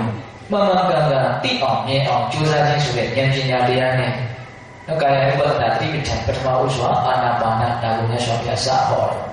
ဟောတော့ပြီးတော့ပါဆက်ဟောတော့မိမိရဲ့ဣရိယာပု၄ပါးသွားနေရင်လည်းသွားနေတယ်လို့သိရမယ်ရက်နေရင်လည်းရက်နေတယ်လို့သိရမယ်ထိုင်နေရင်လည်းထိုင်နေတယ်လို့သိရမယ်လျောင်းနေရင်လည်းလျောင်းနေတယ်လို့သိရမယ်ဒီခန္ဓာကိုအနေအထားကြီးကိုတတိကပ်ပြီးတော့ထားရမယ်ဟုတ်လားကိုယ်မှာအချိန်ပိုလေးကြီးရှိပါတယ်တကယ်တမ်းကတရားဘာလို့ရှိမဟုတ်လားမြေတန်းစီဝါးကြီးလုံးဝပြီးတော့မအားမလက်တာမဟုတ်ပါဘူးဘာမှတန်ဖိုးရှိတဲ့အလုပ်တွေကိုလုပ်နေတဲ့အချိန်ပြောနေတဲ့အချိန်ကြီးအများကြီးရှိပါတယ်အဲ့ဒီတည်းကအရင်စပြီးတော့ရအောင်ယူပြီးတော့အချိန်ယူပြီးတော့ဒါလေးတွေကိုမလုပ်တဲ့ဘူးလားလုပ်တဲ့အာစီဝါးရေးလို့မလုပ်အောင်ဒီနေ့ကိုစုံပြစ်ပြီးတော့ချင်းဆုံးပြစ်ပြီးတော့ဒီနေ့ပဲတဲ့ကိုဝင်ရမယ်လို့ဆိုလိုတာမဟုတ်ပါဘူးအဲ့လိုဝင်နိုင်ရင်လည်းအတိုင်းထက်တော့အလွန်ကောင်းပါလေဟုတ်လားဒါပေမဲ့ပြိတ္တဘောတော်ဖြစ်နိုင်တာလေးကအရင်စပြီးတော့ကြိုးစားရလို့မလိုဘူးလားလိုတယ်နော်ကိုယ်မှတန်ဖိုးမရှိတဲ့ကိုယ်ရစကားလေးကြည်နေတဲ့အချိန်လေးရှိမယ်စကားလေးပြောနေတာလေးရှိမယ်တောင်းပြီးမြောက်လေးတွေးနေတာလေးရှိမယ်လောကီလိုလည်းအကျိုးမရှိလောကုတ္တရာလိုလည်းအကျိုးမရှိပဲနဲ့တက်တက်အချိန်ရှုံးနေတဲ့အချိန်ဒီလူတိုင်းမှာတတိအားလို့ဆိုတာရှိပါတယ်ဟုတ်လားအဲ့တော့ဒါလေးကိုဟောဒီဘက်မှာစိတ်ဝင်စားပြီးတော့လေ့ကျင့်မယ်ပြုစုပြောထောင်မယ်ဆိုရင်တဖြည်းဖြည်းနဲ့ခန္ဓာကိုယ်ကိုတတိထားတဲ့အလေးအကျင့်တွေများလာပြီးတော့တိတိရရှိတာလေးကိုတဖြည်းဖြည်းလေးနဲ့တိတိလာပြီးတော့ကိုယ့်ဘဝမှာတစ်ဖက်ကစัจကျင်ပဲဖြစ်တဲ့ဇာကဒေါသမောဟနည်းပြီးတော့တတ္တကိုအေးချမ်းမှုကိုမရနိုင်ဘူးလားရနိုင်တယ်နော်ဒါကရာပတ္တတိပဋ္ဌာန်အကျိအမြတ်လေးကိုသင်ပြောတာပါဟုတ်လားပြီးတော့မြတ်စွာဘုရားကတန်ဆင်းရတော်မှာဆိုပြီးတော့ခန္ဓာကိုယ်ရဲ့အသေးစိတ်အမူအရာလေးတွေကိုသိအောင်ကြိုးစားရတယ်ရှင်းတဲ့နောက်ဆုံးတဲ့ကြည့်တဲ့တစ်စောင်းကြည့်တဲ့မုန်းတယ်မော့တယ်ကိုယ်ရဲ့ဆန့်တယ်ဘဝစားတွေကိုဝတ်တယ်စားတယ်တောက်တယ်ကြည်ကြီးခြင်းနဲ့ဆွတဲ့စကားပြောတယ်အိတ်တယ်နိုးတယ်အစရှိဖြစ် ဘဝမှာဒါလေးတွေနဲ့နေနေကြတာပေါ့နော်အဲ့ဒါလေးတွေကိုတက်နိုင်နေတယ်သတိလေးကပ်ပြီးနော်ဒီကနေ့ဘိဓဘောတော်အောင်လို့အမြဲတမ်းကြည်တာသွားပြီးတော့တရားအထုပ်ဖို့တရားထိုင်ဖို့ဆိုတာလူသားအနေမှာလက်တွေ့ဘဝအနေနဲ့တကယ်လုပ်ဖို့ကမလွယ်တော့ပါဘူးနော်တစ်နှစ်မှာတစ်ခါလောက်တော့ကြည်တာဆိုတော့ဝิญဉ်မှာဝင်နိုင်တာပါဟုတ်ရဲ့လား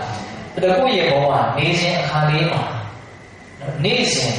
ဒီလိုလေးကိုကသတိလေးကပ်ပြီးတော့အာရုံလေးပြုတ်ပြီးတော့ဒါအလွန်တန်ဖိုးကြီးတဲ့အလုပ်လို့နားလည်မှုနဲ့ခန္ဓာရဲ့အကြောင်းကိုသိတဲ့အလုပ်ပေါ့နော်သတိလေးဦးရှိပြီးတော့ကြိုးစားအလုပ်ပဲဆိုလို့ရှိရင်တဖြည်းဖြည်းနဲ့သွားပါဗျာခရီးရောက်နော်အဲ့လိုမျိုးတရားမှတော့ပြင်းလို့အတွက်အကျိုးကျေးဇူးအများကြီးရှိနိုင်မို့လားရှိနိုင်တယ်ဟုတ်လားအဲ့လိုနည်းနဲ့ဦးဇင်းတို့နောက်ဆုံးဝေဒနာရဲ့အကြောင်းစိတ်ရဲ့အကြောင်းနော်အတွေ့အကြုံရဲ့အကြောင်းမိမိခန္ဓာမှာဖြစ်ပေါ်နေတဲ့ဒီသဘာဝတရားတွေရဲ့အကြောင်းကိုများများသိရလေးလေးလောကကြီးရဲ့အကြောင်းကိုတဖြည်းဖြည်းနဲ့နားလည်လာပြီးတော့ဆွဲလန်းမှုတွေမကျေနပ်မှုတွေမသိမှုတွေဟာတဖြည်းဖြည်းနဲ့ညှော်နေသွားတယ်ပေါ့အဲ့လိုညှော်နေသွားတဲ့ဒီပူလောင်ရှုမြဲတဲ့အရာညှော့သွားတော့အပူတက်တာသွားတာပေါ့ဆင်းရဲအောင်နှိမ့်ဆက်တဲ့အရာညှော့သွားတော့တဖြည်းဖြည်းချမ်းသာတာပေါ့ဆင်းရဲမှုနည်းသွားတာပေါ့ဒါကြောင့်ဘဝမှာဖြစ်နေတာတွေအကုန်လုံးဟာအကြောင်းအကျိုးသဘောတွေကြီးပါပူလောင်စရာအကြောင်းတွေများရင်တော့ပူမှာပဲဆင်းရဲစရာအကြောင်းတွေများရင်တော့ဆင်းရဲမှာပဲဒီလိုကလာပြီးတော့ပူအောင်ရှို့တာမဟုတ်ဘူးဒီလိုကလာပြီးတော့ဆင်းရဲအောင်နှိမ့်ဆက်နေတာမဟုတ်ပါဘူးကိုယ်အကြောင်းနဲ့ကိုယ်ဆိုတာတကယ်မှန်တယ်နော်အဲ့တော့မပူရင်ဘူးဆိုရင်ပူစရာအကြောင်းတရားတွေကိုရောအောင်ကြိုးစားရမယ်မဆင်းရဲခြင်းဘူးဆိုရင်နှိမ့်ဆက်တဲ့အရာတွေကိုရောအောင်ကြိုးစားရမယ်ပေါ့နော်ဒါကြောင့်ပြည့်တဲ့ကောင်းတဲ့ကောင်းတို့ငြိမ်းအေးစွာဘဝနေနေညာဆိုပြီးတော့ဒါနံပါတ်1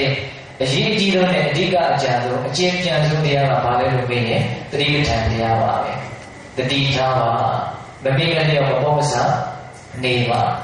မိမိခန္ဓာရဲ့အပေါ်မှာတက်နေမြတ်သတိလေးကပ်ပြီးတော့သတိလေးထားပြီးတော့နေတဲ့အနေချင်းကိုပြုစုပြောထားပါအဲ့ဒါဆိုရင်ကိုယ့်ရဲ့ဘောဟာတဖြည်းဖြည်းနဲ့အတိအကျလေးမြင့်မားလာပြီးတော့ငြိမ်းချမ်းမှုကိုရမယ်ပေါ့ဟုတ်ရဲ့လားအဲ့တော့ဒီနေရာမှာဟောမယ်လို့ပြောတဲ့သုတ္တရာအခုမှစပါဟုတ်လားအဲ့ဒီမှာဦးဇင်းတို့အေဂုတ္တပါဠိတော်စက္ကန့်၄ပါးမှာမဟာနာမသုတ္တန်ဆိုပြီးတော့ရှိတယ်အဲ့ဒါမဟာနာမင်းကြီးကမြတ်စွာဘုရားကိုရှောက်တာဗျပရိသုတ္တပါမဟာနာမင်းသားကြီးဆိုတာကတာကိဝေနကြီးမြတ်စွာဘုရားနဲ့ညီကိုတမန်ဝတ်တော်ပါတယ်အဲ့ဒါမြတ်စွာဘုရားကိုသူကဘယ်လိုရှောက်တော်ဆိုတော့မြတ်စွာဘုရားတဲ့အရိယာဘက်ကိုရပြီးသားဖြစ်ကြတယ်အရိယာပုဂ္ဂိုလ်တွေကဘဝမှာဘယ်လိုနေခြင်းဖြင့်အနေကြကြပါသလဲတဲ့ဒီမိကုံလေးနော်လောကကြီးမှာအရိယာပုဂ္ဂိုလ်တွေကဘယ်လိုနေခြင်းဖြင့်အနေကြကြပါသလဲသစ္စာလေးပါးကိုထုတ်လွှင့်ပြီးတော့သိမြင်ပြီးသားနိဗ္ဗာန်ချမ်းသာကိုမျက်မှောက်ပြုပြီးသားတကယ်အရိယာသူတော်ကောင်းကြီးတွေကသူတို့ဘဝမှာဘယ်လိုနေသွားကြသလဲဒါမေးတာဒါကိုမေးတဲ့ဘောတော်တော်ဦးဇင်းတို့တွေကိုဟောသူရောနာသူရောအလုံးကုထုရှင်တွေပါဟုတ်လားဘာလို့ဒီလိုတန်တွေကိုနားပြီးဖို့လိုအပ်တယ်အတူယူပြီးတော့နေနိုင်ဖို့ဆိုတဲ့ရည်ရွယ်ချက်နဲ့ဦးဇင်းတို့ပြောတာ။အရိယာသူတော်ကောင်းကြီးတွေတကယ်ဖြူစင်ကြတဲ့မြင့်မြတ်ကြတဲ့သူတော်ကောင်းကြီးတွေကဒီလိုနေရတယ်ကိုဆိုတဲ့စိတ်ကလေးနဲ့ကိုယ်လည်းပဲသူတို့ကိုအတူယူပြီးတော့သူတို့တော်ကြီးတော့မဖြစ်ဘူးပေါ့အတူယူပါလေဆိုမှတော့သူတို့လိုချွတ်ဆွတ်ကြီးတော့ဘယ်တူမှာမတော့ဟုတ်လား။အဲ့လိုမျိုးအတူယူပြီးတော့နေမယ်ဆိုတဲ့စိတ်ကလေးနဲ့နော်ဒီမဟာနာမသုတ္တန်ကိုဆက်ပြီးတော့နာယူကြည့်မယ်ပေါ့နော်။အဲ့လိုမြတ်စွာဘုရားကိုအရိယာတော်ကောင်းကြီးတွေကဘယ်လိုနေရပါလဲလို့မေးတော့မြတ်စွာဘုရားကမဟာနန္တဲ့ဟောဒီလောကကြီးမှာအရိယာဘက်ကိုရံပြီးသားအရိယာပုဂ္ဂိုလ်တွေကအောက်မေ့ခြင်း6မျိုးအမှတ်ရခြင်း6မျိုးအဲ့ဒီလိုတရား6မျိုးကိုအောက်မေ့မှတ်ရပြီးတော့သူတို့နေနေတာနားလေတဲ့။နော်အဲ့ဒီအောက်မေ့ခြင်း6မျိုးကဘာတွေလဲဆိုတော့နံပါတ်1ဘုရားတတိမြတ်စွာဘုရားရဲ့မြတ်စွာဘုရားရဲ့အကြီးအသေးတွေကိုအမှန်မှန်အောက်မေ့ပြီးတော့အမှတ်ရပြီးတော့စဉ်းစားပြီးတော့ရှင်းရှင်းပြီးတော့သူတို့နေကြတာအဲ့ဒါတရားတော်ဘုရားတွေလည်းပဲမြတ်စွာဘုရားရဲ့မြတ်စွာဘုရားရဲ့အကြီးအသေးတွေကိုအောက်မေ့ပြီးတော့အမှတ်ရပြီးတော့ရှင်းရှင်းပြီးတော့နေမယ်ဆိုရင်အရိယာသူတော်ကြီးတို့ရဲ့နေနည်းကိုအားကျအတွေ့ယူပြီးတော့လိုက်ပြီးတော့နေတယ်လို့ဆိုနိုင်ပေါ့လားဆိုနိုင်ပါတယ်အဲ့ဒါကနေနေတယ်ဆိုလို့ရှိရင်တရားတော်တော်မှာနေနည်းအတွက်ကနေတတ်ဖို့အတွက်ကတည်ပြီးသားသင်ကြားထားပြီးသားကိုယ်ကောင်းထဲမှာရှိပြီးသားဖြစ်တော့ပါစို့ဣတိပိသောဘဂဝါအရဟံသမ္မာသမ္ဗုဒ္ဓောဆိုတာနော်ကလေးလေးဘဝလေးကစပြီးပါတွေကသင်ပြီးလို့ရထားပြီးသားဟုတ်တယ်မဟုတ်လားမြတ်စွာဘုရားရဲ့မြတ်စွာဘုရားရဲ့အကြီးအသေးအဲ့ဒီမှာဘယ်နှမျိုးရှိတယ်လို့ဟောတာတော့9မျိုး ဟုတ်လားမှန်ပါပါဒါကမှလို့ဦးဇင်းတို့ကိုးကွယ်နေတဲ့ဒီမြတ်စွာဘုရားဟာနံပါတ်1အရဟံလောဘဒေါသမောဟအပူဓာတ်အလွန်တဲ့လုံးဝငြိမ်းတော်မူတယ်လူချင်းစရာနဲ့တွေ့လို့လည်းပဲလောဘမဖြစ်တော့ဘူးမကျေနပ်စရာနဲ့တွေ့လို့လည်းပဲဒေါသမဖြစ်တော့ဘူးဒီသဘောတရားတွေနဲ့ပတ်သက်ပြီးတော့အားလုံးကိုသိပြီးသားမြင်ပြီးသားဖြစ်တဲ့အတွက်ကြောင့်မောဟတရားတွေလုံးဝမရှိတော့ဘူးအဲ့ဒါလိုအလုံးတရားမှာမြင့်မြတ်စင်ကြယ်တော်မူတဲ့အတွက်ကြောင့်အမြင့်မြတ်ဆုံးအစင်ကြယ်ဆုံးဖြစ်တဲ့အတွက်ကြောင့်တတ္တဝါအနန္တတို့ရဲ့ပူဇော်အထူးကိုခံယူလိုက်တယ်အဲ့ဒါအရဟံရဲ့အဓိပ္ပာယ်ဟုတ်လားလောဘဒေါသမောဟကိုလည်းနောက်ကကင်းလို့အမြင့်မြတ်ဆုံးဖြစ်တဲ့အတွက်ကြောင့်တတ္တဝါတွေရဲ့ပူဇော်အထူးကိုခံယူလိုက်တယ်အရဟံရဲ့အဓိပ္ပာယ်က၅မျိုးတော့ရှိပါတယ်ဒါကိုအဓိပ္ပာယ်မို့ဆိုတရားရှိသွားမှာဆိုတော့ဟုတ်လားအဲ့လိုပဲသမ္မာသမ္ဗုဒ္ဓဆိုတာဘာပြောတာလဲများနောက်တရားလုံးစုံကိုမဟုတ်မပြန်မှန်မှန်ကန်ကန်ကိုယ်တော်တိုင်ထွန်းပြီးတော့သိတယ်ဟုတ်လားဟောရထားတဲ့ဒီပါဠိစာပိုင်ကလေးတွေအဓိပ္ပာယ်လေးတွေနဲ့ကပ်ပြီးတော့နားလည်တယ်ဆိုရင်တော့ပိုကောင်းမှာနော်ဒီဒါကိုတရားတော်မြင်တော့နေတရားလို့ဆိုတာဗောဓိစာလို့တော့အဲ့ဒီပါဠိရဲ့အဓိပ္ပာယ်အနဲ့မြန်မာပြန်လေးပါရအောင်ကျက်ထားလို့လုပ်မယ်ပါဠိလေးကြီးရတယ်ဆိုလို့ရှိရင်အဓိပ္ပာယ်ကတချို့ကကောင်းကောင်းမသိကြဘူးပေါ့ဟုတ်လားအဲ့တော့အရဟံဆိုတာဘာပြောတာလဲသမ္မာသမ္ဗုဒ္ဓဆိုတာဘာပြောတာလဲဒါသိဖို့လိုတာပေါ့နော်ဓမ္မကလည်းစဉ်းစားနိုင်ပဲစဉ်းကျင်နိုင်ပဲအောက်မေ့နိုင်မှာပေါ့ဟုတ်လားပြီးတော့သမ္မာသမ္ဗုဒ္ဓပြီးတော့ပါလို့ဝိဇ္ဇာစရဏတမ္ပဏဝိဇ္ဇာဆိုတာအတိစရဏဆိုတာအကျင့်သိတယ်လို့ကျင့်ပြီးတော့ကျင့်တယ်လို့သိရင်တာမအပြင်ပြောရမယ်ဆိုတော့သို့မဟုတ်ပြည့်စုံတော့ပြောရမယ်ဆိုရင်တော့အတိရောအကျင့်ရောပြည့်စုံတော့ဘုရားမြတ်စွာဘုရားမှန်ပါပါဟုတ်လားမှန်ပါနောက်သူကရှိဘုရားတို့နေလူကြွလာတော်မူခြင်းကောင်းတော်မူသောသူကရဲ့အိဗေကအလုံးများပါလေ။စကားကြောင့်ဘုရားနဲ့တော်ဒီနှခုံးကိုပဲလေးကုန်းကိုပဲတော့အကျိုးရှိရနှခုံးကိုသာနဲ့ဆိုတော်မူတဲ့သောမြတ်စွာဘုရား။နော်။ဘယ်ပြင်ရှိပြတင့်တယ်သောအမူအရာဖြင့်ကောင်းစွာကြွသွားတော်မူခြင်းရှိတော်မူသောမြတ်စွာဘုရား။တတ္တဝါတို့ဟာအကျိုးများသောဟုတ်မှန်သောစကားဟောဖို့သာပြောဆိုတော်မူသောမြတ်စွာဘုရား။ဒါတုက္ကတာရဲ့အသေးပဲပေါ့နော်။နောက်လောကဝိတုတဲ့လောကကြီးခုလုံးကိုမှန်မှန်ကန်ကန်ခေစီသွင်းချအတွင်းအကြံရှိအလုံးကိုသိတော်မူမြင်တော်မူတဲ့မြတ်စွာဘုရားအနုတ္တရပုရိသဓမ္မတာရကြီးတတ္တဝါတွေကိုယဉ်ကျေးအောင်အသိဉာဏ်ရှိသွားအောင်လိမ္မာအောင်ဆုံးမတဲ့နေရာမှာအတုမရှိအမျက်ဆုံးဖြစ်တော်မူတဲ့တဆူရီသောမြတ်စွာဘုရားဟုတ်လားနောက်ပြီးတော့ဗါလဲတတ္တဒေဝမနုဿတလူငယ်တွေမှာတတ္တဝါတို့ရဲ့တဆူရီသောစေရာရှိသောခေါင်းဆောင်ဖြစ်တော်မူသောမြတ်စွာဘုရားဗုဒ္ဓဆိုတာကျတော့သစ္စာလေးပါးကိုကိုယ်တိုင်သိပြီးတော့တတ္တဝါတွေကိုလည်းသိအောင်ဟောဖို့ညွှန်ပြဆိုဆုံးမတော်မူသောမြတ်စွာဘုရားဘဂဝါဆိုတာကျတော့ဘုန်းတော်နဲ့အကန္တနာနဲ့ဉာဏ်တော်နဲ့တဘုတော်နဲ့ပြည့်စုံတော်မူသောမြတ်စွာဘုရားတနည်းအားဖြင့်ကိရိတာတိဟုသောအမြင့်အကြီးကိုလုံးဝထွေးအံ့တော်မူပြီးတော့မြတ်စွာဘုရားအစရှိသဖြင့်မြတ်စွာဘုရားရဲ့ဂုဏ်အကြီးအသွေးဒါတွေကိုစဉ်းစားဆင်ခြင်အောင်မေးပြီးတော့နေမယ်ဆိုလို့ရှိရင်ဒါရိယသူတော်ကောင်းကြီးရဲ့နေနည်းကိုအကြအတူယူပြီးတော့နေတယ်လို့ဆိုနိုင်ဘူးလားဆိုနိုင်ပါတယ်ဆိုနိုင်တယ်အဲ့တော့မြတ်စွာဘုရားကဘလို့ဟောတာလို့ဆိုတော့အဲ့ဒါလို့တဲ့မြတ်စွာဘုရားရဲ့ဂုဏ်အကြီးတွေးကိုသာစဉ်းစားပြီးတော့နေမယ်ဆိုရင်တဲ့အဲ့ဒီလိုစဉ်းစားအောင်မေးဆင်ခြင်နေတဲ့အချိန်မှာအဲ့ဒီပုဂ္ဂိုလ်ရဲ့တဏ္ဍာမှာယာဘဖြင့်ထကြွကောင်းခြင်းလည်းမရှိဘူးဒေါသဖြင့်ထကြွကောင်းခြင်းလည်းမရှိဘူးမောဟဖြင့်ထကြွကောင်းခြင်းလည်းမရှိဘူးဒါကြောင့်အဲ့ဒီပုဂ္ဂိုလ်ရဲ့စိတ်ဓာတ်ဟာအလုံးဝဖြောင်းမှတ်တယ်တဲ့မြတ်စွာဘုရားကအဲ့လိုဖြောင်းမှတ်ပြီးတော့နေတဲ့အတွက်ကြောင့်အဲ့ဒီပုဂ္ဂိုလ်မှာဝမ်းမြောက်မှုဆိုတာရတယ်ဒီဟာကိုစဉ်းစားတဲ့အတွက်ကြောင့်ပဲဒါကအလွန်လေးတဲ့အမှန်တရားကြောင့်မဟုတ်လို့သူကဒါကိုစဉ်းစားလိုက်ဝမ်းမြောက်မှုဆိုတာတေချာဖို့ရတယ်လက်တွေ့စမ်းကြည့်လို့ရတယ်ပေါ့ဟုတ်လားအဲ့တော့ဝမ်းမြောက်မှုဆိုတာရရင်နှစ်သက်မှုပီတိဆိုတာဖြစ်တယ်နှစ်သက်မှုပီတိဖြစ်လို့ရှိရင်ငြိမ်းအေးမှုပတ္တိကိုရောက်စေတော့ငြိမ်းအေးနေပေါ့ဟုတ်လားအဲ့ဒီပတ္တိဖြစ်ပြီဆိုလို့ရှိရင်ဒုက္ခအကုန်လုံးချမ်းသာတယ်ချမ်းသာပြီဆိုလို့ရှိရင်တမာတိစိတ်ဟာတည်ငြိမ်မှုရှိတယ်ဟုတ်လားအဲ့လိုတည်ငြိမ်နေတဲ့ပုဂ္ဂိုလ်တဲ့မြတ်စွာဘုရားရဲ့ဂုဏ်ကျေးဇူးကိုစဉ်းစားဆင်ခြင်တဲ့ပုဂ္ဂိုလ်အဲ့ဒါမြတ်စွာဘုရားကဘယ်လောက်ထိချီးမွမ်းပြီးတော့ဟောတာလို့ဆိုလို့ရှိရင်ဝိသမကနာယပဇာယမငြိမ်သက်ကြတဲ့တတ္တဝါတွေကြားထဲမှာတမတ်ပတ်တော်ငြိမ်သက်တည်ဖြစ်ဝိရတိနေသောပုဂ္ဂိုလ်ရဲ့အရင်အဲ့ဒီပုဂ္ဂိုလ်ကိုစတိဆိုရတယ်တဲ့နော်အဲ့လိုဘုရားရဲ့ဂုဏ်တော်ဘုရားရဲ့အည်သူလေးကိုစဉ်းစားဆင်ခြင်အောက်မေ့ပြီးတော့နေတဲ့ပုဂ္ဂိုလ်ဟာမငြိမ်သက်တဲ့လူတွေကြားထဲမှာငြိမ်သက်တဲ့နေနေတဲ့လူလို့ ဆိုရမယ်တဲ့ဟုတ်လားပြီးတော့ပြောတာတော့တပ်ပြပိစာယပဇာယအပြပိသောဝိရတိတဲ့အလုံးသဘောကျတယ်ပြန်လားနော်တပ်ပြပိစာယကိလေသာတရားတွေဖြင့်သုဘဘာပြောခဲ့တဲ့ရာဂဒေါသမောဟတရားတို့ဖြင့်ပူလောင်ပင်ပန်းဆင်းရဲပြီးတော့နေကြတဲ့ပဇာယတတ္တဝါတွေထဲမှာအပြပိစာယအပြပိသောနော်ဆင်းရဲခြင်းမရှိသည်ဖြစ်ပူလောင်ခြင်းမရှိသည်ဖြစ်ဝိရတိနေရောပုဂ္ဂိုလ်ကြီးဘုရားတိဆိုရမယ်ဘုရားရဲ့ဂုဏ်ဘုရားရဲ့အကြီးအသေးလေးကိုစဉ်းစားဆင်ခြင်နေတဲ့ပုဂ္ဂိုလ်ဟာမငြိမ်သက်တဲ့လူတွေကြားထဲမှာငြိမ်သက်တဲ့လူနေတဲ့လူလို့ဆိုရမယ်နော်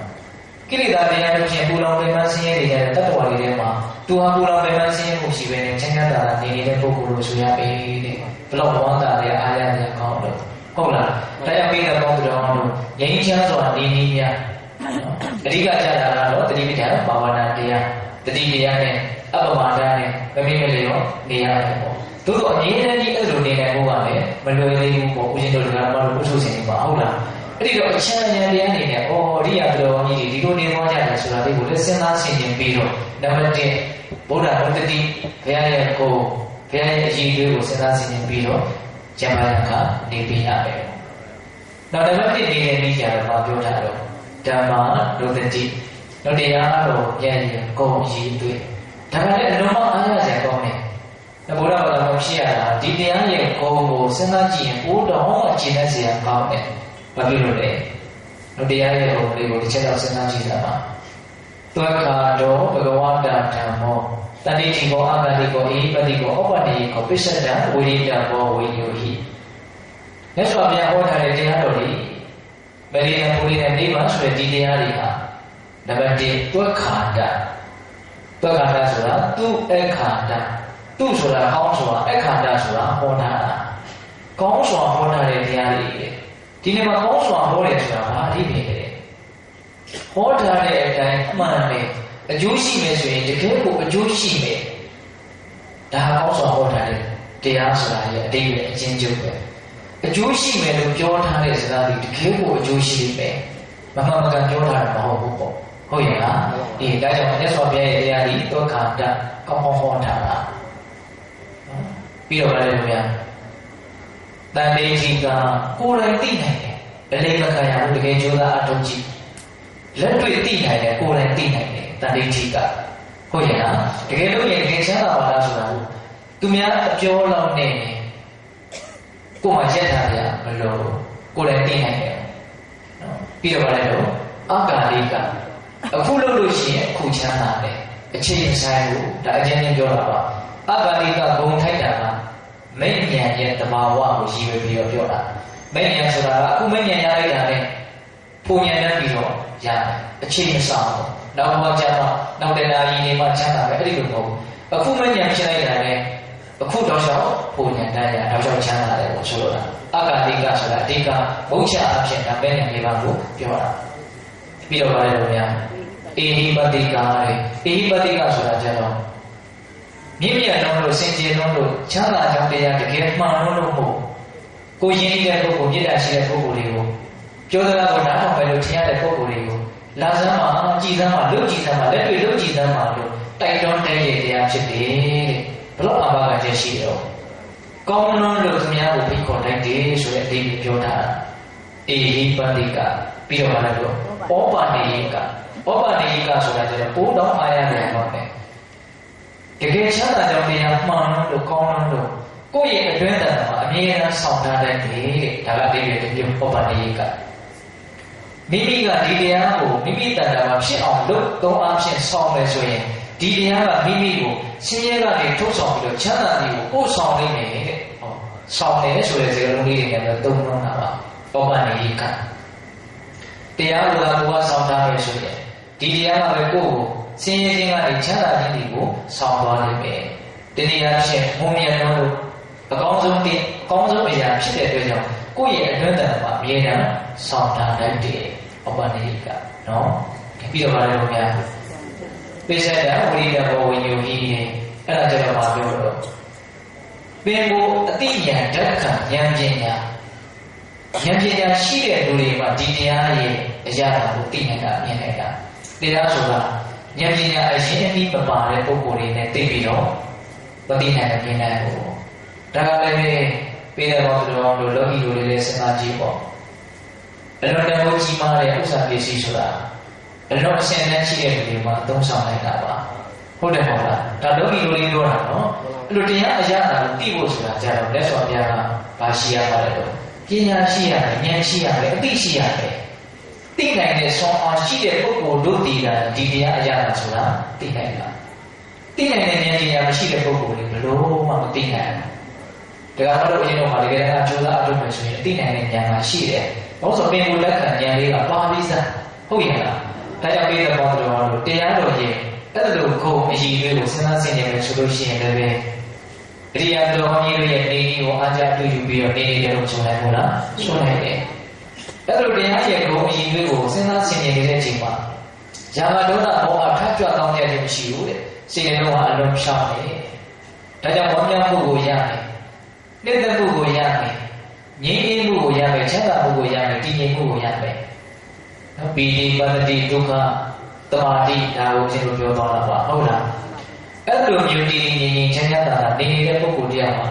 မငြိမ်သက်တဲ့လူတွေကြားထဲမှာမငြိမ်သက်တဲ့တတ္တဝါတွေကြားထဲမှာငြိမ်သက်တဲ့နေနေတာရှင်းရဲပူလောင်နေတဲ့တတ္တဝါတွေကြားထဲမှာချမ်းသာတာနေနေတာတဲ့ပြည့်စုံပြတာတရားဒုတိယနေလေးကဘာလဲလို့များတရားတော်ရဲ့ဂုဏ်အည်တွေကိုစဉ်းစားဆင်ခြင်ပြီးတော့နေရသုံးနည်းရှိသွားပြီနော်အဓိကအကြဆုံးနည်းကပฏิပဋ္ဌာန်ဘာဝနာဖြစ်နေတဲ့နည်းဟုတ်လားနောက်ကျွန်တော်ဆက်ပြီးတော့ပြောတာကအခုဘုရားနုတ္တိဓမ္မနုတ္တိဓမ္မရှိပြီနောက်တတိယကျတော့သံဃာနုတ္တိဒီနေ့မှာသံဃာတော်ရှင်မြတ်တို့ရဲ့ဂုဏ်ကိုအာရုံပြုတယ်ဆိုတာက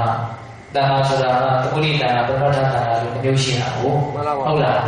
တော့ဒီနေ့သမာဓိပညာနဲ့ပြည့်စုံရတဲ့သကုဋ္ဌိသံဃာတော်များကြီးနောက်ဆုံးဖြူရှင်တော်မူကြတဲ့တန်ရှင်းတော်မူကြတဲ့ပြည့်ပြည့်တော်မူကြတဲ့မလေးရန်ဘုလေးရန်ကိုယာမိတာဖြစ်ကြတယ်ဟုတ်လားအရိယာပုဂ္ဂိုလ်ရှေးအောင်လို့ပေးတဲ့လူအတိများတာလေပရမတ္ထသံဃာဟုတ်လားအဲ့ဒီလိုသံဃာတော်ရှင်မြတ်တို့ရဲ့ဂုဏ်အည်တွေကိုအာရုံပြုပြီးဆင်ခြင်ရမယ်ပေါ့သံဃာဘုံတော်ကိုပါလို့လည်းရတယ်ဟုတ်လားနောက်သုပတိပါဏကောင်းကောင်းကျင့်တယ်တဲ့ဥဇုပတိပါဏဖြောင်းဖြောင်းမှတ်မှတ်ကျင့်တယ်ရိုးရိုးသားသားကျင့်တယ်နော်ပြီးတော့ညာရဲ့ပရိပါဏမဲ့ဉာဏ်ပုံဉာဏ်ရဖို့အတွက်ရည်ရွယ်ထားပြီးတော့ကျင့်တယ်သာပိစိတ်ပရိပါဏအယုသေးခံယူခြင်းနဲ့ထိုက်တန်အောင်ကျင့်တယ်တဲ့ဒီလေးပါးကိုရှင်တို့အကြောင်းပုံလေးပါလို့ဆိုပါတယ်ဒီလေးပါးကိုလေးပါအကြောင်းပုံလေးပါအဲ့ဒီအကြောင်းပုံလေးပါနဲ့ပြည့်စုံလို့ရှိရင်အဲ့ဒီပုဂ္ဂိုလ်ဟာအရိယာဖြစ်နိုင်တယ်ပေါ့အကြောင်းပုံလေးပါနဲ့ပြည့်စုံရင်အရိယာဖြစ်တယ်မဲ့ဉာဏ်ပုံဉာဏ်ကိုရမယ်ပေါ့အဲ့လိုမဲ့ဉာဏ်ပုံဉာဏ်ကိုရသွားပြီဆိုရင်တော့အဲ့ဒီပုဂ္ဂိုလ်ဟာအရိယာဖြစ်သွားပြီပေါ့နော်ဒီနေ့ပါဠိလေးရွတ်ကြည့်နော်သာပိစိပတိပါတော့ဘဂဝါတော်သာဝကသံဘောဟုတ်လားပြရပါလို့ယရိယသတ္တရိပုရိသယုဂတိအထပုရိသပုဂ္ဂလာဟုတ်လားအဲ့ဒါကဘာပြောတာလဲဆိုတော့မဲ့ဉာဏ်ပုံဉာဏ်ကိုရသွားလို့ပြည့်ပြည့်စင်ကြယ်ရတဲ့အရိယာပုဂ္ဂိုလ်ရှိရဟုတ်အဲ့လိုအရိယာဖြစ်သွားပြီဆိုလို့ရှိရင်အာဟုနေရောပါဟုနေရောဓက္ခိနေရောအစတိကရဏီရောလောကဓာတ်ပုံဉာဏ်ခိတ္တလောကတာဟောဂုဏ်တော်၅ပါးအဲ့ဒါကျတော့ဦးဇင်းတို့အကျိုးကို၅ပါးလို့ဆိုတယ်အာဟုနေရဆိုတာကမြင့်မြတ်လို့စင်ကြယ်လို့အရင်ဝေးကဝိတုပစ္စည်းတွေကိုတော့ယူဆောင်ပြီးတော့ထူရာတန်းတာကိုခံယူနိုင်တယ်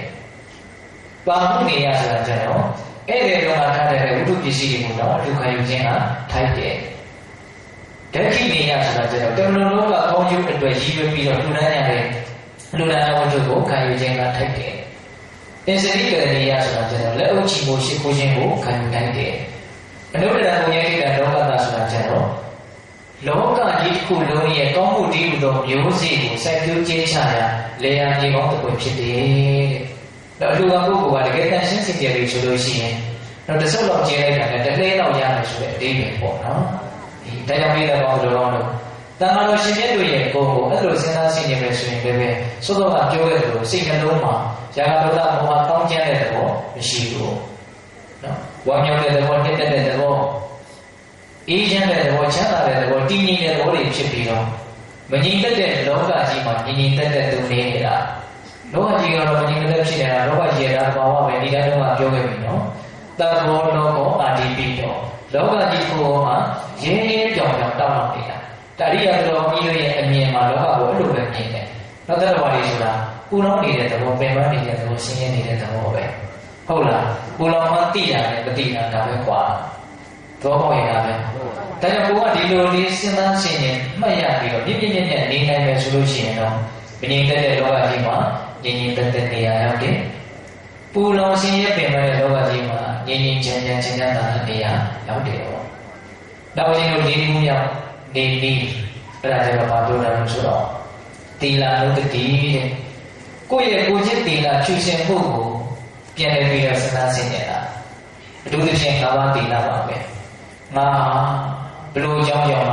အတူတက်ကိုမှဘယ်တက်တော်ရဲ့တက်ကိုမှမတက်ဘူးအာရဆရာကောင်းလိုက်တာဆိုတဲ့သဘောဟုတ်လားအဲ့လိုက၅ပါးသီလကိုတစ်ပါးချင်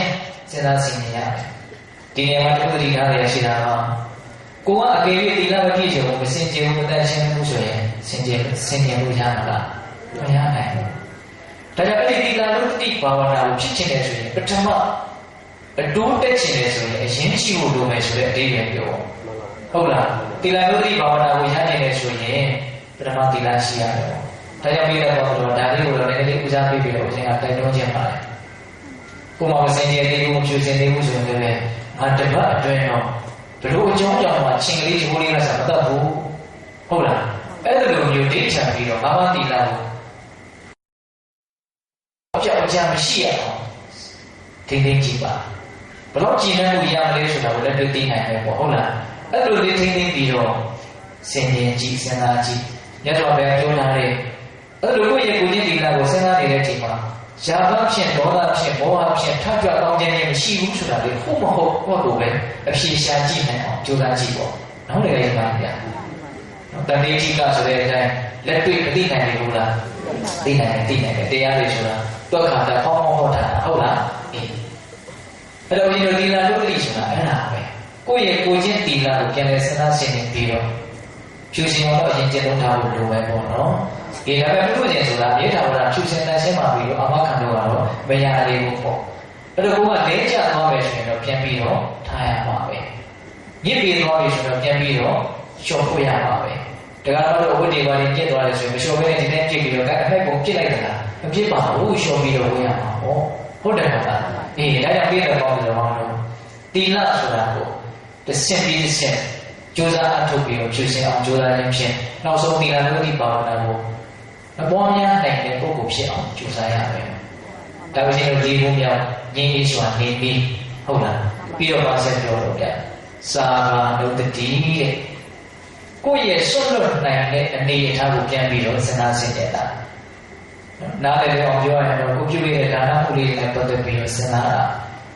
ငါအဲ့ဒီတော့မှနှမျိုးဝင်လို့ရင်းဆိုတဲ့မစ္စည်းရအမြင့်ကြီးကိုပြောင်းရှင်းအောင်ရှင်းပြပြီးတော့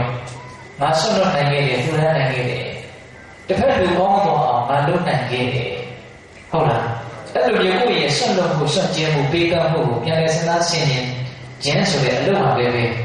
ပေါ့မတွေ့နဲ့တော့သူ့ကိုလည်းဒီလူမြတ်စွာဘုရားဟောတာဟုတ်လားအဲ့လိုကိုယ့်ရဲ့ဒါနကောင်းမှုကိုစဉ်းစားနေတဲ့အချိန်မှာဇာတာဒေါသမောဟထကြွကောင်းကြတဲ့သဘောဖြစ်ဖို့မဖြစ်ဘူးတဲ့နော်စိတ်လုံးမှာဝမ်းမြောက်မှုနေတဲ့မှုငြိမ်းအေးမှုချမ်းသာမှုတည်ငြိမ်မှုဒါတွေရဖို့ရတယ်အဲ့ဒီလိုဤအားဖြင့်မငြိမ်သက်တဲ့တ attva တွေထဲမှာငြိမ်သက်အောင်နေပြီးသားဖြစ်တယ်ပူလောင်နေတဲ့တ attva တွေထဲမှာငြိမ်းအေးအောင်နေပြီးသားဖြစ်သွားတယ်ဇာတာဒုတ္တိမကောင်းဘူးလားကောင်းတယ်တော့ဒါကျတော့ဘေးကတော့ဒီလိုအောင်လို့ကိုယ်တိုင်းတာလေးနဲ့ကိုလူတိုင်းမှာကြိုးစားလို့မရဘူးလားရပါဘူးလားဟောအဆုံးလေးတစ်စုံတော့လူတိုင်းလောင်းဘူးသားလူဘူးကြီးသားဟုတ်လားဒါကြောင့်ဘေးကတော့ဒီလိုအောင်လို့ကိုယ့်ရဲ့ဆွတ်လွတ်မှုဆိုတာကိုလည်းပဲစဉ်းစားဆင်ခြင်ပေးဖို့လိုပါတယ်နောက်ရင်တို့6ခုမြောက်ဒီတော့ကြာရ6ခုမြောက်နောက်ဆုံးနေနေကြတော့ပြောတာတော့ဆိုတော့ဒေဝတာနုတ္တိတဲ့ဒေဝတာနုတ္တိဆိုတာကျွန်တော်နည်းနည်းလေးဦးဇင်းတို့ပြောဖို့လိုလာတယ်ပေါ့သူကပြောတာတော့ဆိုတော့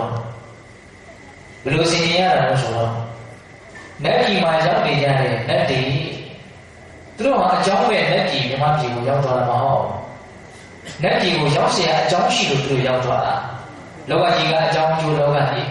းကိုဖြစ်ခြင်းနဲ့ဖြစ်တဲ့လောကကြီးကိုမဖြစ်ခြင်းနဲ့ဖြစ်တဲ့လောကကြီးမဟုတ်ဖြစ်เสียရှိရင်ဘယ်သူမှတားမရဘူးဖြစ်မှာဖြစ်เสียမရှိရင်ဘယ်သူမှဖန်တီးလို့မရဘူးမဖြစ်ဘူးဒါသဘာဝပဲဒီလမ်းကြောင်းနဲ့တွားနေတာပေါ့အဲ့တော့လက်တွေဂျမာတွေဖြစ်နေတယ်ဆိုတာလည်းပဲအကြောင်းပဲဖြစ်တာပေါ့အကြောင်းရှိတယ်အဲ့ဒီအကြောင်းကဘာလို့ဆိုတော့ Tada tila tuda saha pinya. Oh, ujian dia jiwa lagi apa dulu? Halo. Tada tila tuda saha pinya sudah dia ngayu silu terus dan sejarah zaman sejarah. Tada tila tuda saha pinya sudah balik sudah berada di pembuat kimia lalu. Hula. Tada dia sudah jadi tuma yang jitu yang kata yang jual yang jina. Tila sudah kucing tila cusena. Tuda sudah. Besok apa yang mana dia di tengah beliau. Kejaran yang berhutudan, biar jisi orang sibuk dan lelah darah. Sahabat saudara, sonumbu sonjembu, pinya saudara. Jika nama bahawa pina dira bawa mesti dulu. Jodoh dan bawa dia yang picit timnya ada di bawah pinya lu biora. Hola, ada beda kamu dong. Tada tila tuda sama pinya. Dia mengambil jam dina di Himalaya dan di Himalaya picaya. Đồng mà để ấy rồi nét gì của giáo trong đâyဖြစ်đi tất là tỷ là tất cả xã hội hiện nhà chủ đề thì luôn đi ra để xin mà để cô ấy công nhận của nét gì của tất tỷ là mà cha vì rồi sẽ là xin là nó có nhà giáo vì rồi chú chỉ khả năng nhà này của đi từ lúc mà ấy trong đây xin là của mà để ấy trong đây xin để rồi sẽ làဒါကလည်းပြည်တော်တော်ကိုမှတတ္တတိကသုဒ္ဓဆာကပညာဆိုတဲ့အဲ့ဒီတရားမျိုးမရှိဘဲနဲ့စဉ်းစားလို့ရပါလားမရဘူးဒါကြောင့်ဒါလေးကိုလည်းတည်ထားခဲ့ဖို့လိုပဲနော်ဒါကြောင့်တရားကိုခိုင်မာအောင်တည်ဆောက်ဖို့လိုပဲပေါ့နော်သီလကိုဖြူစင်အောင်ထိန်းသိမ်းဖို့လိုပဲပေါ့သုဒ္ဓကိုများပြားအောင်ရှိဖို့လိုပဲပေါ့စာကဆိုတာကိုလည်းပြည်တော်တော်များပြားအောင်ကြိုးစားရမယ်ပညာဆိုတဲ့တရားကိုလည်းရှင်းကျက်အောင်လေးနဲ့အောင်အားထုတ်ကြရမယ်အဲ့ဒီတတ္တတိကသုဒ္ဓဆာကပညာတွေများလာတဲ့အပြင်ငါမှာကောင်းကျိုးကိုရဖို့အတွက်အလွန်ကောင်းတဲ့အကြောင်းတရားတွေရှိနေတယ်ဒါစိတ်နှလုံးကိုအလွန်တရာမှခွန်အားဖြစ်စေတယ်အဲ့ဒီလိုစဉ်းစားဆင်ခြင်ခြင်းတည်ပဲနေတယ်လက်ဒီပါရောက်နေတဲ့ဒီအကြောင်းတရားတွေရှိလို့သူတို့နဲ့ဖြစ်ကြတာသူတို့မှာပါလေအကြောင်းတရားတွေရှိတာမဟုတ်ပါဘူးငါမှလည်းရှိနေပါလေလို့စဉ်းစားဆင်ခြင်ခြင်းအားဖြင့်ဇာတောလမောဟထပ်ကြွတောင်းကြတဲ့ဘောအဲ့ဒီမှာရှိဦးတယ်ဝမ်းမြောက်မှုဆိုတဲ့သဘောနှစ်သက်မှုဆိုတဲ့သဘောငြိမ်းအေးမှုချမ်းသာမှုတည်ငြိမ်မှုဆိုတဲ့ဒီပီတိပါဠိဒုက္ခသမာဓိတရားတွေလည်းပဲဖြစ်လာတယ်အဲ့ဒီလိုစဉ်းစားဆင်ခြင်ပြီးတော့နေခြင်းဒီပဲနေရင်မငြိမ်တဲ့လောကကြီးမှာငြိမ်သက်အောင်နေရတာပူလောင်လှုပ်ရှားနေတဲ့ဆင်းရဲနေတဲ့လောကကြီးမှာအေးချမ်းအောင်ငြိမ်ချမ်းအောင်နေနေတာပဲတပိဋကဘောတော်တို့ဘာနာမေနာကြီးကလျှောက်လို့မြတ်စွာဘုရားပရိယာတော်တော်တွေဟာဘေကုံဝေကြီးအနေများတယ်ဆိုတာလေးကိုအဲ့လိုမျိုးဟောထားပြီးတုတ်တန်တဘုံရှိပါတယ်ဆိုတာလေးကိုပေးတယ်စဉ်းစားဆင်ခြင်ပြီးတော့ပရိယာတော်တော်ကြီးတို့ရဲ့ထုံးကိုနှလုံးမူပြီးတော့အကြအတွေ့ယူသောအဖြစ်မိမိတို့လည်းပဲဒီတိုင်းနိုင်မယ်ဆိုရင်မကောင်းပြီဘူးလားဗျာဟုတ်ပါဘူးနော်ဒါလေးတွေကအသိပြီးတော့အနှံဝေးတဲ့တရားတွေလည်းမစိုးနိုင်ပါဘူးဘုရားရဲ့ဘုံတရားရဲ့ဘုံသားရဲ့ဘုံကိုတည်ပြီးသားဟုတ်လားမှန်ပါဘူးဘုရားထဲမှာရှိပြီးသားထုတ်ပြီးတော့အသုံးမပြုလို့သာလေဒါကတော့အင်းတို့တွေမှာဘုံကြီးစုကိုမခံစားရတာဟုတ်လားမှန်ပါဘူးအဲ့တော့ကိုချင်းဒီလာကတော့ဖြူစင်အောင်ကြိုးစားအထုတ်ဖို့လိုမင်းဒါကစဉ်းစားစဉ်းကျင်လို့ရတယ်မှန်ပါစာမတရားဆိုတာတော့အထိုက်အလျောက်ရှိကြပြီးသားနော်ဒါကတော့သိပြီးတော့ယဉ်ကျေးတိုက်တွန်းစရာလိုမေလို့မထင်ပါဘူးဟုတ်လားအေးဘုရားတို့ဒီဝဒလုံးတွေဖြစ်ဖို့ဆိုရင်တော့တတ္တတိကသုဒ္ဓဆာပညာအရင်ရှိအောင်များပြားအောင်ကြိုးစားရမယ်ပေါ့ဟုတ်လားဒီအဲ့လိုမျိုးကိုယ်မှာအရင်ကောင်းမြတ်မှုတွေကိုတည်ထောင်ပြီးတော့ဒါတွေကိုပြန်လဲစဉ်းစားရှင်းနေရမယ်စိတ်ဆိုတာကမြင့်မြတ်တဲ့အာယုံကိုတင်နိုင်မြင့်မြတ်တဲ့သဘောဖြစ်သွားတာပဲဟုတ်ရဲ့လားအဲ့တော့ဘောဆိုတာကမြင့်မြတ်တဲ့အာယုံဆိုတာကအများကြီးဖန်တီးပြီးတော့ယူရတဲ့သဘောရှိတယ်ညာတော့ဖြင့်ဘလို့အာယုံတွေပဲတွေးကြရတာနော်ရုပ်ရည်နဲ့အနေအထားတွေဖြစ်เสียအာယုံတွေကိုပဲတွေးကြရတာပဝန်းကျင်မှာပါလိရှိလို့ဆွေးမဲเสียအာယုံတွေရှိတယ်တဘာဝမကျတဲ့ကိစ္စမကျင်တဲ့ပေါ်ရအာယုံတွေရှိမယ်လောကကြီးကဘောမကျမှုတွေအများကြီးရှိတာပဲလေအဲ့ဒါဒီဘုရားတွေ့ရင်မြင်နေတာဒေါသဖြစ်နေတယ်ဆိုတော့ဘောမအေးချမ်းမှုကရှိမှာပါဟုတ်ရဲ့လားအဲ့တော့လောကကြီးမှာဘလို့အာယုံတွေပဲရှိနေတယ်ဘာတွေပဲဖြစ်နေတယ်ကိုယ်ကကိုယ်အာယုံတွေနဲ့ကိုနေနိုင်မယ်ဆိုရင်မကောင်းဘူးလားကောင်းပါလေကောင်းပါနော်ဆိုတော့အရင်ကအဖြစ်ပြောခဲ့တဲ့ရင်းအေးစွာနေနေကတော့သတိထံပါဝနာအဲ့ဒါကတော့သူကဘယ်လိုအာယုန်နဲ့ပဲတွေ့ပြီးသူကသတိထားပြီးတော့မြင့်မြတ်အောင်နေတာအာယုန်ကိုသူကသိပြီးတော့အကြောင်းလည်းမလုပ်သဘောပေါက်လားနော်ဘယ်လိုအာယုန်နဲ့တွေ့ပြီးမြင်တာပဲဖြစ်ဖြစ်ကြားတာပဲဖြစ်ဖြစ်သူကသတိပဲထားမယ်သူကဒီခန္ဓာမှာဘာပဲဖြစ်ဖြစ်ချမ်းသာတာပဲဖြစ်ဖြစ်ဆင်းရဲတာပဲဖြစ်ဖြစ်သူကသတိပဲထားနေတယ်သ တိထားအောင်ကျင့်သူကမှန်မှန်ကန်ကန်သိသွားမှာပဲတော့ဟောရတာဒီသတိတရားရဲ့အဖြစ်ချုပ်ကအာယုံကိုသူပါမှာကွန်ထရိုးပြောင်းလဲမလုပ်တွေ့တဲ့များကျင်တဲ့များကြားတဲ့များဒါကိုအမှန်ကန်သိအောင်လည်းသူကြိုးစားသူကအလုံးမြင့်မြတ်တော့အဆင့်အတန်းမြင့်တဲ့နေနေပါဒါပေမဲ့သောတော်ပြောတဲ့၆ကြီးကတော့အဆင့်အတန်းမြင့်တဲ့နေနေလို့ဆိုလိုတာမဟုတ်သောတော်ပြောတာလေလိုအပ်တာလိုအပ်လို့မို့မြတ်စွာဘုရားဟောတာမှန်လားပါဟုတ်ရဲ့လားအဲ့တော့ဦးဇင်းတို့တော့ပြောလိုက်တဲ့၆ကြီးကတော့အာယုံကိုမြင့်မြတ်အောင်မြင့်မြတ်တဲ့အာယုံကိုရွေးချယ်ပြီးစိတ်ကိုနေရာချပေးတာမဆိုနိုင်ဘူးလားဆိုနိုင်ပါဘူးဒီလက်တွေ့ကြတဲ့အဲ့လိုလေးသဘောပေါက်စီနေတယ်ဟုတ်လားဒါကြောင့်မိသားစုတော်တို့မြတ်စွာဘုရားရဲ့ကိုယ်ကိုသိဖို့အတွက်လေ့လာရအောင်ပဲသင်ရအောင်ပဲသင်ထားတာလည်းရှိပြီးသားပါဆိုတော့သတိပဋ္ဌာန်ဒေသနာကိုကြားတော့ဟောအာထုံဘောအာထုံတိကိုတော့သင်ရမှာပေါ့သို့တော့အာယုံကိုရှာတဲ့နေရာမှာကြားတော့ရှာတယ်ဟာမလို့တွေ့တဲ့အာယုံကိုအမှန်နဲ့သိအောင်ကြိုးစားဟုတ်ရဲ့လားဒါကြောင့်မိသားစုတော်တို့ငြိမ်းအေးစွာနေနေ့ဒီကနေ့9နည်းလို့ဆိုရမှာနော်သတိပဋ္ဌာန်ဘာဝနာနဲ့နေတဲ့နေ့နောက်ဘုရားလုတိဓမ္မလုတိသံဃာလုတိသီလလုတိစာဃာလုတိဒေဝတာလုတိတဲ့ဟုတ်ရဲ့လားဒီတရားပိဋကဘောင်းတော်ဒီကနေ့ငြိမ်းစွာနေနေညာလို့တရားကောင်းစဉ်လေးပေးပြီးတော့ပူလောင်ရှုပ်ထွေးတဲ့လောကကြီးထဲမှာအေးအေးချမ်းချမ်းရှင်းရှင်းလင်းလင်းနေနိုင်ဖို့ကြိုးစားအထောက်တဲ့နေရာမှာအထောက်ကိုပြုဖို့အတွက်ရည်ရွယ်ပြီးတော့ဒါအရှင်တို့ပြောလိုက်ပါနော်ပြောခဲ့ပြီးသားတဲ့အကုန်လုံးကိုပြန်ပြီးတော့အပြည့်ချုပ်တယ်ဆိုလို့ရှိရင်ကိုဘောဟာဘလို့ဖြစ်နေတော့လောကကြီးကိုယ်လုံးဟာဘလို့ဖြစ်နေတော့လို့ပထမမှန်ကန်တာအရင်သိရမယ်ဘလို့ဖြစ်နေတော့ဆိုတော့ပူလောင်နေတယ်အခုလူထားနေတယ်အလင်းအရောင်ကြောင့်တောက်တောင်နေတယ်မငြိမ်မသက်ဖြစ်နေတယ်တုံ့လို့နေတယ်ဒါအချင်းချင်းမှန်ပဲဟုတ်လားကိုယ်လည်းပဲအဲ့ဒီတိုင်းပဲဘာလို့အဲ့လိုဖြစ်နေတော့ဆိုတော့ဇာဂဒေါသမောဟတရားတွေရှိနေလို့ဖြစ်နေတယ်ဘယ်လိုဖြစ်တာဒါဖြင့်ဇာဂဒေါသမောဟတရားတွေမဖြစ်အောင်ဘယ်လိုလုပ်မလို့တတိမရှိတဲ့အတွက်ကြောင့်မိမိတို့နေတဲ့အတွက်ကြောင့်ဇာဂဒေါသမောဟတွေဖြစ်ကြရတာအခြေခံအကြောင်းတရားကိုကျွန်တော်ပြောတာဟုတ်လားဒါကြောင့်တတိရှိပြီးတော့အပ္ပမနာတရားနဲ့နေနိုင်ဖို့နံပါတ်1တတိပဋ္ဌာန်ဘာဝနာကိုပွားများရမယ်တော့ဒီတပ်ပြီးလို့ရတော့အမြဲတမ်းတတိပဋ္ဌာန်ဘာဝနာနဲ့နေနိုင်ဖို့ဆိုတာလည်းမလွယ်သေးဘူးဟုတ်လားအဲ့တော့ပြည်စုံသွားအောင်ဓမ္မအာနာမသုံးတန်အရာဘုရားရှင်ကိုရောမြတ်ကြီးရဲ့ခေါ်တရားတော်သံဃာတော်သီလဆွမ်းလွတ်မှုနော်ဒေဝတာလူတိအစရှိတဲ့မြင့်မြတ်သောအာယုန်တွေနော်ဒီအပေါ်မှာမိမိရဲ့စိတ်ကိုအထိုင်ကလေးချပြီးတော့စဉ်းစားဆင်ခြင်ပြီးတော့နော်မငြိမ်းချမ်းတဲ့လောကကြီးမှာငြိမ်းချမ်းမှုနဲ့နေနိုင်အောင်ကြိုးစားရမယ်နော်ဆင်းရဲပူလောင်နေတဲ့လောကကြီးမှာချမ်းသာမှုအေးချမ်းမှုတွေနဲ့နေနိုင်အောင်ကြိုးစားရတယ်ပေါ့ဒါကြောင့်ဘေးကဘောင်ဘုရားတို့ဒီသတိပဋ္ဌာန်ဘာဝနာတရားများကိုဆွမ်းအားရှိမြတ်ဝါများအထုရင်းဖြင့်၎င်းဗုဒ္ဓဓမ္မသံဃာသီလစာဃဒေဝတာအစရှိတဲ့မြင့်မြတ်သောအာယုန်တို့ကိုစဉ်းစားဆင်ခြင်သောအဖြစ်၎င်းဟုတ်ရဲ့လားမိမိရဲ့ဘဝကိုငြိမ်းအေးအောင်နေနိုင်ကြတဲ့သူတော်ကောင်းတွေဖြစ်ကြပါစေလို့အရှင်တို့ဆန္ဒပြုပြီးတော့ငြိမ်းအေးစွာနေနေရဆိုတဲ့တရားကိုမေတ္တာပို့ပြီးတော့ဆုံးဖြတ်ကြရအောင်နော်ဘောဟာဒုသဝမင်္ဂလာရကဒုသဝဒေဝတာသဗ္ဗဗုဒ္ဓဒုမာဝေနတရာဒုခိဝန္တုတိဘောဟာဒုသဝမင်္ဂလာရကဒုသဝဒေဝတာသဗ္ဗဓမ္မာဒုမာဝေနတရာဒုခိဝန္တုတိဘောဟာဒုသဝမင်္ဂလာရကဒုသဝဒေဝတာသဗ္ဗသံဃာဒုမာဝေနတရာဒုခိဝန္တုတိဒီလိုမှာတရားနာပိသမောင်တော်ဟောတို့သာတာအလုံးသောတတ္တဝါနန္ဒတို့အား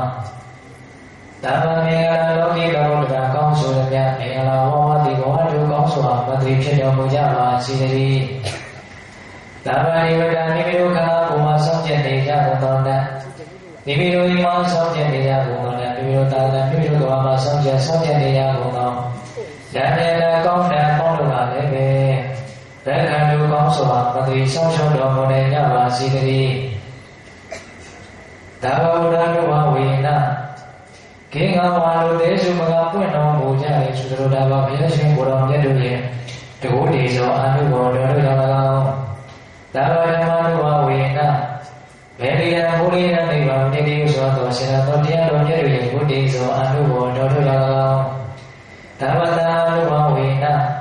မေဃရာလေးယောပလကလေးယောသောသောရှင်သောရိယတာအရှင်မြတ်တို့နဲ့တဝါတေလဘုဒ္ဓမာတိကိုပညာတော်တို့နဲ့ပြည့်စုံတော်မူရတဲ့တပုဒ္ဓိတန်ကအရှင်ကောင်းရှင်မြတ်ပေါင်းတို့ရဲ့ဘုဒ္ဓေသောအနုဘောတော်တို့၎င်းတရားလေးယောညောဘေကမဆိုင်ခြင်းရှိတိုင်းခြင်းရှိတိုင်း ဒုက္ခိကိုရှိကြပြချမ်းမှာချမ်းသာခြင်းရှိကြကုန်သည်ဘဝတို့ကောင်းစွာမသွေဖြစ်တော်မူကြပါစေတည်း